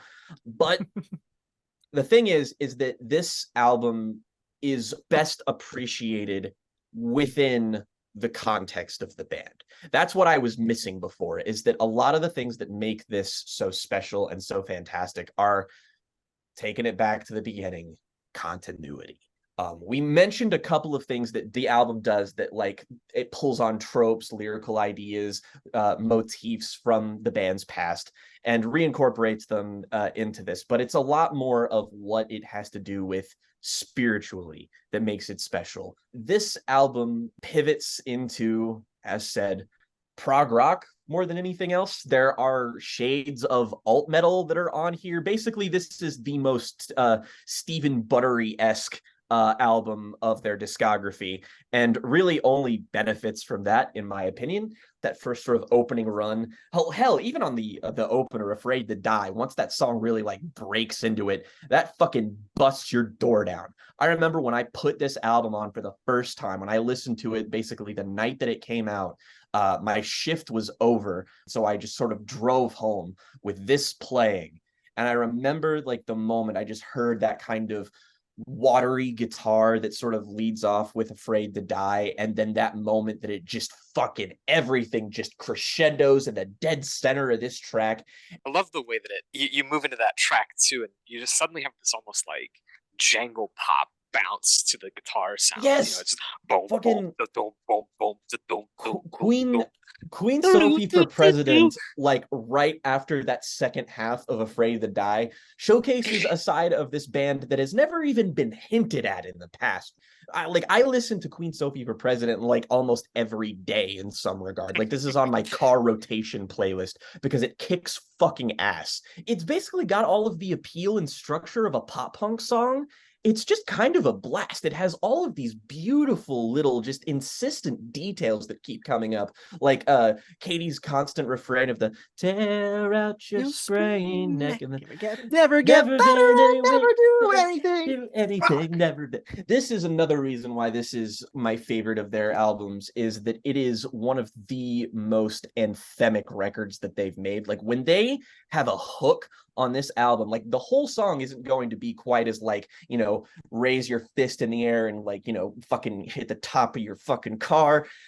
But when you get to those points, when you arrive at these sort of moments, they are completely fucking unforgettable. When they, you know, reprise the "away with God, away with love," and those fucking enormous fucking strings, like, just the biggest this band has ever fucking sounded on some of these songs, that sound closer to Relationship of Command era at the Drive-In more than they resemble anything that The World Is a Beautiful Place have done in the previous. Like, it is so astonishing to me how far-reaching this album's sound is without just kind of sounding like a mess. There's so much uniformity here, and I would argue basically more uniformity than any other time that they've tried to go for a specific sound. It's like that's a lot of the appeal of a record like Whenever If Ever, is that it dabbles in a lot of different sounds and a lot of different ideas, and it draws strength from that. But the focus, the concision here, it just feels like everything is in place. Yeah, it's definitely the same band as some of those other classic records, but at the same time, it feels like in the 4 years that they had spent between records, they were just like, I'm just gonna get really into Yes. You want to listen to a Tales from Topographic Ocean? I think let's mostly put that Teddy. shit on. I think it's Teddy, and I think that's the influence that he has always brought to the band. But like his guitar playing, particularly on the 2 tracks surrounding Blank Drone, which are Invading the World of the Guilty as a Spirit of Vengeance, and We Saw Birds Through a Hole in the Ceiling. Both of those just have fucking he's shredded. That he's infinite kind of fucking shredding he's doing on Invading the World is just great. Like, it's ridiculous. It's like oh my god. It's this kind of like this tier of notes, this kind of cascade that's kind of something you would expect more the synthesizers to do, which they also do. Yeah. But like it's coming through in these very kind of colorful. That's a great point. You have the synths kind of in that first couple minutes of the song, and then the guitar comes in and it's doing a similar tone, but obviously just like more screeching. Just those colorful, like that colorful aesthetic tone actually reminds me, of all things going back to other influences on this band, like gloss drop era battles, or just battles in general who have that kind of like sparkly, peppy guitar tone thing they use. But here it's just like a note cascade, and there's this kind of, virtuosic impressiveness to it that feels very akin to the prog. Into the chugging. Away with God, away with love. It's fucking rules. And there are moments too where it just kind of reprises old ideas, stuff as far back as like the layers of skin we drag around from the first album. There are moments where lyrically they'll get reprisals or of just ideas that they've explored before. Like one of the lyrics that always leapt out at me when I listened to this album at first was the human life and burial is only as important as survivors make it, which is a really interesting lyric that I feel like kind of emphasizes what this album is, and that like there's this idea culturally, I feel like it's been very present in the 2020s so far, the idea of the legacy sequel or the soft reboot. And the thing is that I kind of view this album as the legacy sequel and soft reboot of Whenever If Ever. It's just, in a shinier, glossier, bigger, proggier coat of paint. HD remake. Dark Souls remastered. That's Wind Waker. This is Wind Waker HD, baby. Dark Souls, which is obvious, but from the title, they bring up Dark Souls enough for us as they reference several video games and fantasy tropes. And I mean, the album cover itself, it's got a little wizard on it. It's this little portal thing. And that's all what this album is doing. It's setting up and recontextualizing Whenever If Ever and the journey of that album and the, into adulthood, and recontextualizing it as a fantasy journey. It's basically, when everyone said you can't go home again, that's that quote in Lord of the Rings, basically. It's like you can never go back. And it's this idea of traveling through this landscape, going through America, going on tour, and going through these places and trying to get enough money to be able to eat, constantly being poor, constantly owing money. The idea of relying on people who are like your bosses or priests as ideas of as video game bosses who are like these arbiters of pain and suffering, and people who are trying to put their trust in establishments, in people who promise that they'll save them, their family. There's that one part on like the last adjoining interlude song on the album where it talks about trying to make homemade insulin or down payments and being able to see your family again. It's just all of these very quintessential ideas that have always been core to this band, put into the context of the 2020s, put into the context of being contemporary modern problems that have all gotten worse, that have all kind of been furthered. They're way more at the front of the cultural conversation than they ever have been. And that's what this is all about. It's like it's this journey that works in parallel with the fantastical elements and ideas. And it's a journey that has this real ebb and flow and push and pull to it, where it starts out as this kind of grand operatic opening, and you have Queen Sophie right after that. It's a little bit brighter, and then it pulls you into the darkness a little bit right afterwards with invading the world of the guilty as a spirit of vengeance. I just wanted to bring in this thing from an interview with David, just because it's a perfect example of how what you were saying about how contextualizing or approaching some of the subject matter through Dark Souls or through like fantasy, I suppose, and through like kind of conceptualizing these issues through the lens of this medium of escape, right? Because escapism is something that the band have kind of always talked about, and this is just another form of extending that. I just love this interview where he talks about composing Died in the Prison, where he talks about this song always has a synesthesia type connection to the Darkroot Basin in Dark Souls 1 in my mind. The crystal golems feel like the guitar part with the pitch shifter coming towards me, and the middle section of the song feels like fighting the Hydra.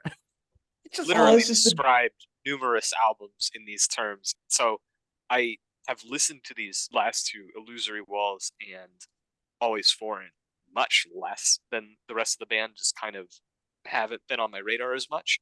I wanted to do a lot of prep for this episode that kind of went by the wayside, just way too much going on.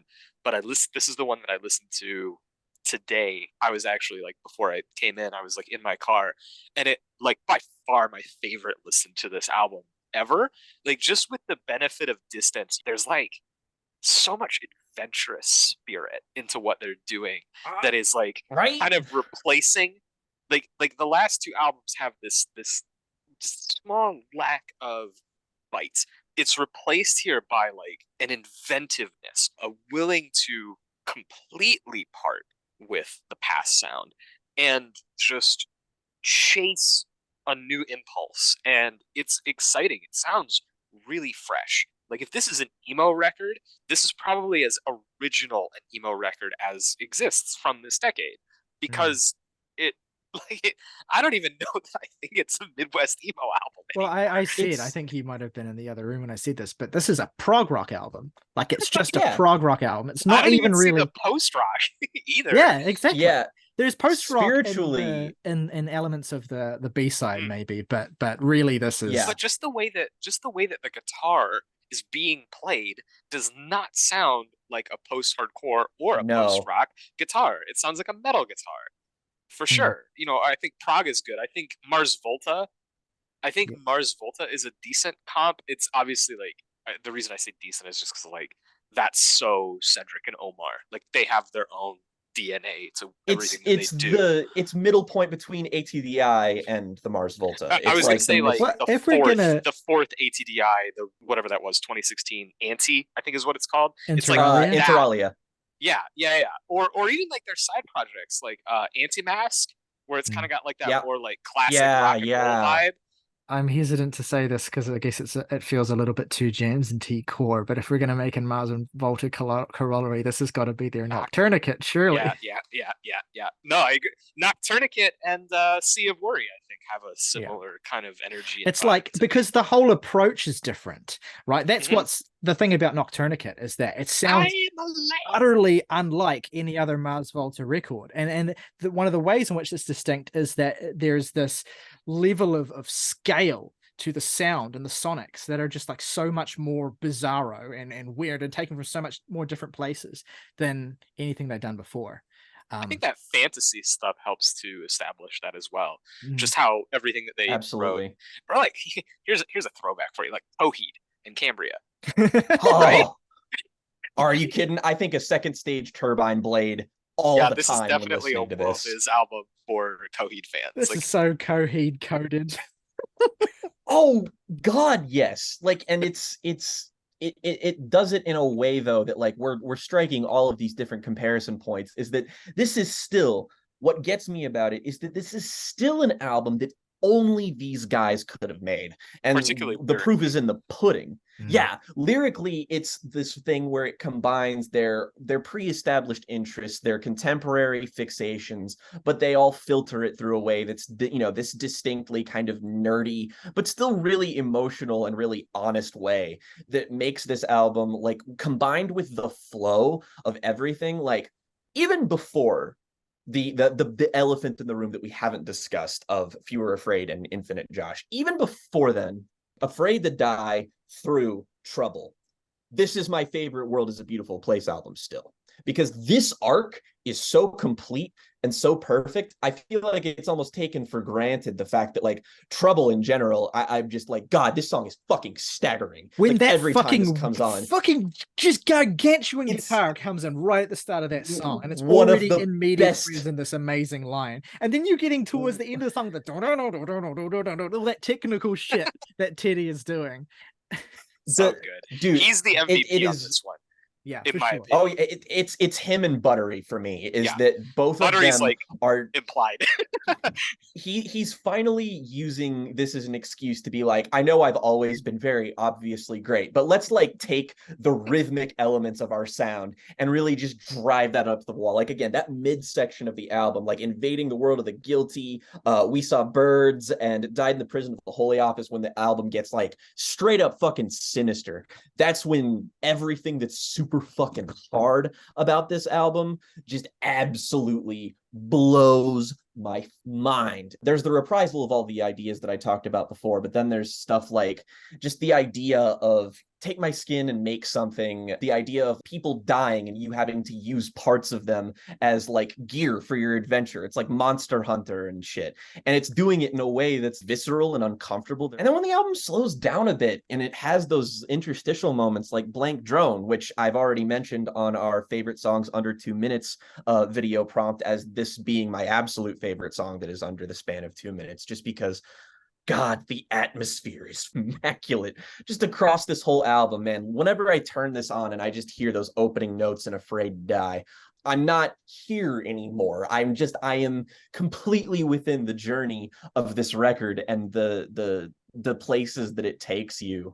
And it feels both like it is relaying a very specific journey that the band have gone on, but also something that feels like it invites the listener to participate in, especially when you're somebody who works a shitty minimum wage job and you're talking about not being able to pay rent and how your landlord is a fucking evil son of a bitch and all this stuff that's just so, like, God, did you all just sneak into my fucking brain and just decide to be like, we're going to do this conceptual metaphor shit and all this, like, all of these things, all of my favorite musical interests are somehow distilled into this one album. This doesn't feel real. Like, this is like a dream album for me. Like, I don't get it. How is this real? If I may chime in a little bit here and talk and reminisce on Please. my experience alongside you, spending time with us in 2021.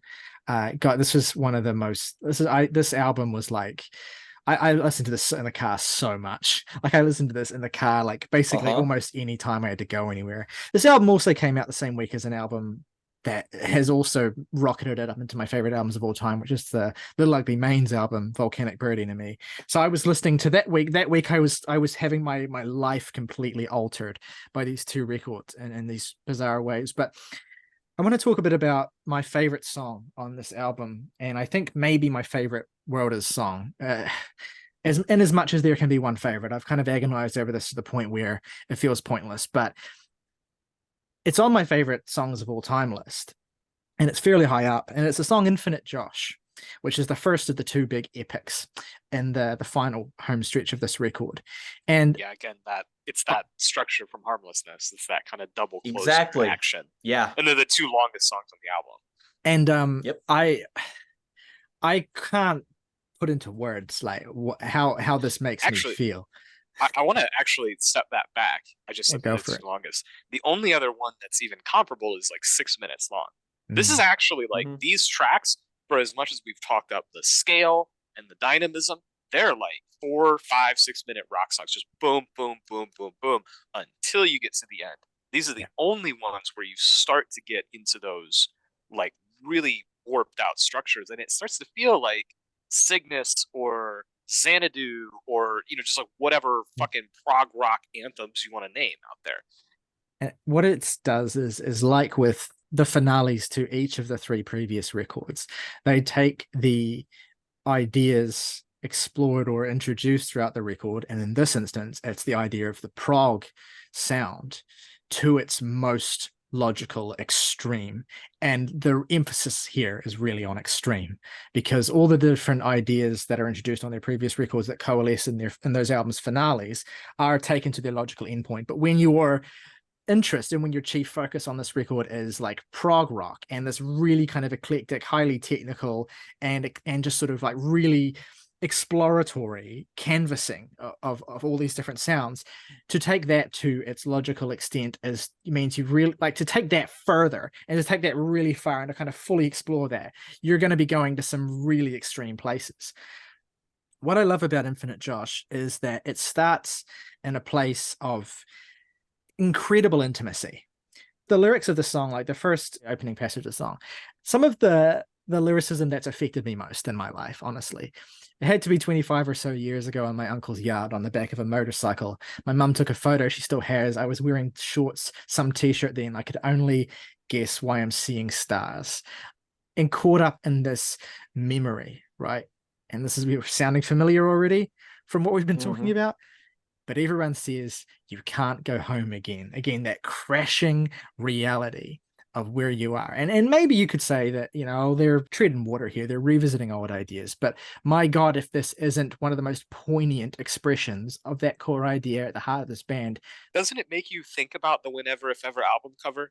Yeah. Like, and just start to contextualize these different images or like things that they've talked about before. Like, I think you could talk about reusing concepts as if it were uninspired, but there's a reason why it's in that penultimate position. There's a reason why they're evoking the end of Harmlessness structurally while bringing this idea into the fore within this style. Like, it's so thought out that to dismiss it as being parallel or similar without understanding the purpose of that and the clear design of that seems silly.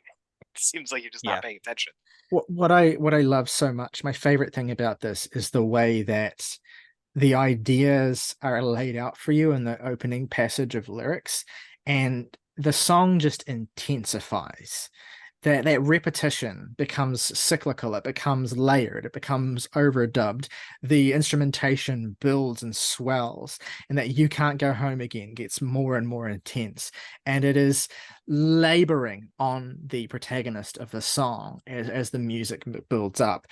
That guitar sounds like a fucking hurricane, man. And then you have that moment that happens halfway through the song where it just completely stops and kicks into an entirely new gear. And it's as though that swirling repetition of "you can't go home again" has flipped some kind of switch in the narrator of the song, or just in the emotional tone of the song. And suddenly, instead of this despondent melancholy that the first half of the song is so mired in, you get this gritty, relentless determination. I mean, listen to that riff. Listen to the way that it storms forward. Listen to the way that it just completely animates the song in an entirely new direction and reacts with such energy, with such viscera, with such defiance against everything else that's happened before it. Maybe everything else in this entire discography to some extent. Like, that riff just comes in and it just storms, and suddenly you're moving. You are forward movement. You are totally in control of your own destiny. Left with those final lines: the objects we're locked in, immobile and violent, just fewer like that, fewer afraid. Again, you're rejecting both those basic comforts, but also the attitude of holding them in disdain. There's a lot that's going on emotionally here, and it's just so cathartic to hit that moment and feel that sense of control over yourself and your destiny. And that barrels right into Fewer Afraid as well. We get more of the spoken word poetry at the very beginning of this. Yes, from Chris Zazimir. That's a particularly rewarding thing, I think, for a lot of reasons, especially if you like the Between Bodies EP. But I've always found like his passages here, like I really like the Between Bodies EP. What he says here just there are some segments here that I think are as powerful as all of the best lyrical moments on this record proper.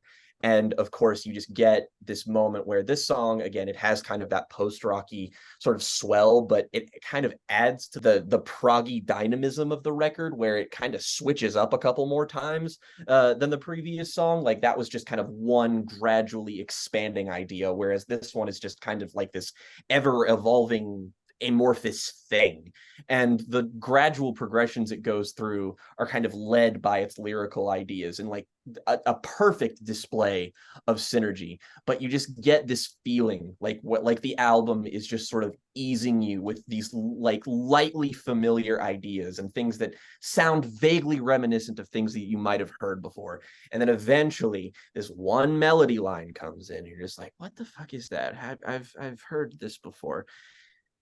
And that's when you get the reprisal of getting sodas. And this isn't just an amazing moment just because, oh, it's the thing I recognize. It's the thing. I feel like there's so much of that in culture nowadays, of just like art that just kind of vacuously repurposes an image, an idea, a character, a callback, a reference that's just like, hey, you felt something there before, feel something now. And here, every way that the words afraid, or just every word that appears in the name of this band, the world is a beautiful place, I'm no longer afraid to die, on each album, these words are recontextualized in a different way based on the thesis of the record, on what it's talking about. It's not always every word, but it's most of them. And here we have that again, sort of for the first time since Whenever, If Ever. And we get that with the added history, the added context, the added nature of the journey that this album itself takes you on. The world is a beautiful place, and we have to make it that way. They're reinforcing the agency that you have through building the strength of the narrative. You've gone through this thing where you can't go home again anymore, but that growth means that you can fucking do something about it. And I am no longer afraid to die. In the context of the title of this band, being afraid to die, fear, the idea of being afraid of something, is recontextualized into being something positive. Because if you're afraid to die, that means you want to be alive. So go fucking be alive and make the world a better place. Be a community. Be with your friends. Fucking survive. Get through this shit and make the world a better place. The way that Chris opens up this song, he's even referring back to lyrics on Between Bodies about how it's like, by the way, the calluses on my hands weren't from praying, which is like a direct reference to, I think that's on $100 tip, but I can't remember. I wish I should know those better. But it's this conscientious working back over these old ideas. Do they still seem true to you? Do they have new meaning now? What's, the truism about you never step in the same river twice? So what does it mean if we can't go back home, but we return to the place where we used to live? What do we find through those types of experiences, revisiting old ideas, old feelings, old relationships, and how complicated that can be? The Chris segment of this is one of my favorite parts of the entire album. There's particularly a moment where he's just kind of like, I can't really recite it right off the top of my head, but he's talking about like violence is a term that gets used over and over and over in that segment. And he's just, it's kind of about how you don't have that much say in the circumstances of your life and all the things that define who you are and how you experience things, and how the process of living is dealing with that, reconciling the fact that you don't control where you're from. You don't control the people that were in your life, especially early on, but then, you get to make those choices and deal with that. Just because it's unfair or painful doesn't mean that you should just relinquish it or give up or run away. They split my palms and yours to take something precious from us that we don't have words for anymore, but we try and find it anyway, exhausted, trying to shield our eyes from the glare of all the violence, bouncing off more violence, to try and make sense of the world, violence made for those who plan our obsolescence. These hands would like to be of use with yours. Yeah, that's just like fucking heat. Yeah, it's like it's a call to action, but it's a call to action rooted in unity, like, and that is the and shared wounds, like licking your wounds, admitting that's kind of a theme that runs through Lioness as well, obviously, Yeah. where it's Mhm. like you have this pain, and the shared pain needs to bond you and motivate you. It is unfair, it's not right, but don't give up. Don't just let it. Don't just roll over and die. Mm. Do something with it. They split my palms and yours, but when we sutured each other, we hid keys in those wounds. Like, Bro is Ugh. cooking. It manages to be comforting, cathartic, anthemic, everything I could possibly want out of an emo record, out of a prog rock record. Hell, it is my favorite emo album and my favorite prog rock album. I like 2 albums more than this one. That's it. Those are the only things in the world that I can possibly put up to the level of this. And it's staggering how it only gets better with time. And the more time I spend with their music and the more I like their other albums and listen to their other like songs and lyricism, the more I process that, the better this gets. It's designed from the ground up to be a fantastic piece in the greater puzzle. But also, I feel like if you came to this band and just listened to this album in isolation, you would still be pretty thoroughly like captivated and wowed by it because it is so singular. But then you listen to the rest of their body of work, and that's ideal. It's why they're a great band to talk about and a great band to explore and dive into, is because that context, that interwoven fabric that puts everything together is just, it's so rich. And I can't say that about and not even just any other emo band, just any other band really. They struggle to have that kind of interconnectivity. how this band have come to mean so much to me is really just that each of their records is a call to action of some kind. And already from that, you're getting something that is a lot more active in what it does in terms of the listener artist relationship than a lot of music. Each record is a call to action in some form. It is a record that is aiming to inspire some kind of reaction from you that will make a tangible difference in your life. You know, say what you will about that as an objective for a musician, but it's what they do. But the nature of that call to action changes with each record that they make. It changes as a reflection of the way that the world changes between 2013 and 2021. It changes as a reflection of the way that you change as a person as you age through your 20s, as you get older, and as your view of the world shifts through various lenses that are, you know, a product of the way that culture changes, a product of the way that politics changes, a product of the way that your life changes. But the core message of the call to arms is always the same, but the context for it and the nature of it in terms of the specificity of what's being called for shifts. And it all comes back to that singular set of lyrics from Getting Sodas and from Fewer Afraid. And each time they're invoked, and each time you reach that peak of what each record is doing, you're invited to think on those words in a new way. And I think that is what makes this body of work so admirable and so energetic and so inviting and so exciting, even to this day. The thing that this band does for me is that it emphasizes one thing, and that thing is that being alive is a choice. And choosing that is a lot bigger of a decision the older you get, and it's more important and it's more meaningful than you might initially grasp, because it's a given. It's something that you probably take for granted. And then once you really interrogate that idea, you discover how infinitely fragile and infinitely complex and infinitely beautiful everything is. And it's very naive, it's very starry-eyed, it's very quintessential to the nature of emo music, but at the same time, you believe it with complete and utter certainty because of the sincerity, because these guys leave no stone unturned, and they interrogate this idea through different shifts in the political climate, through the years as they go on, whether or not they have all the people they started the band with. They've weathered all of this different stuff, and at the same,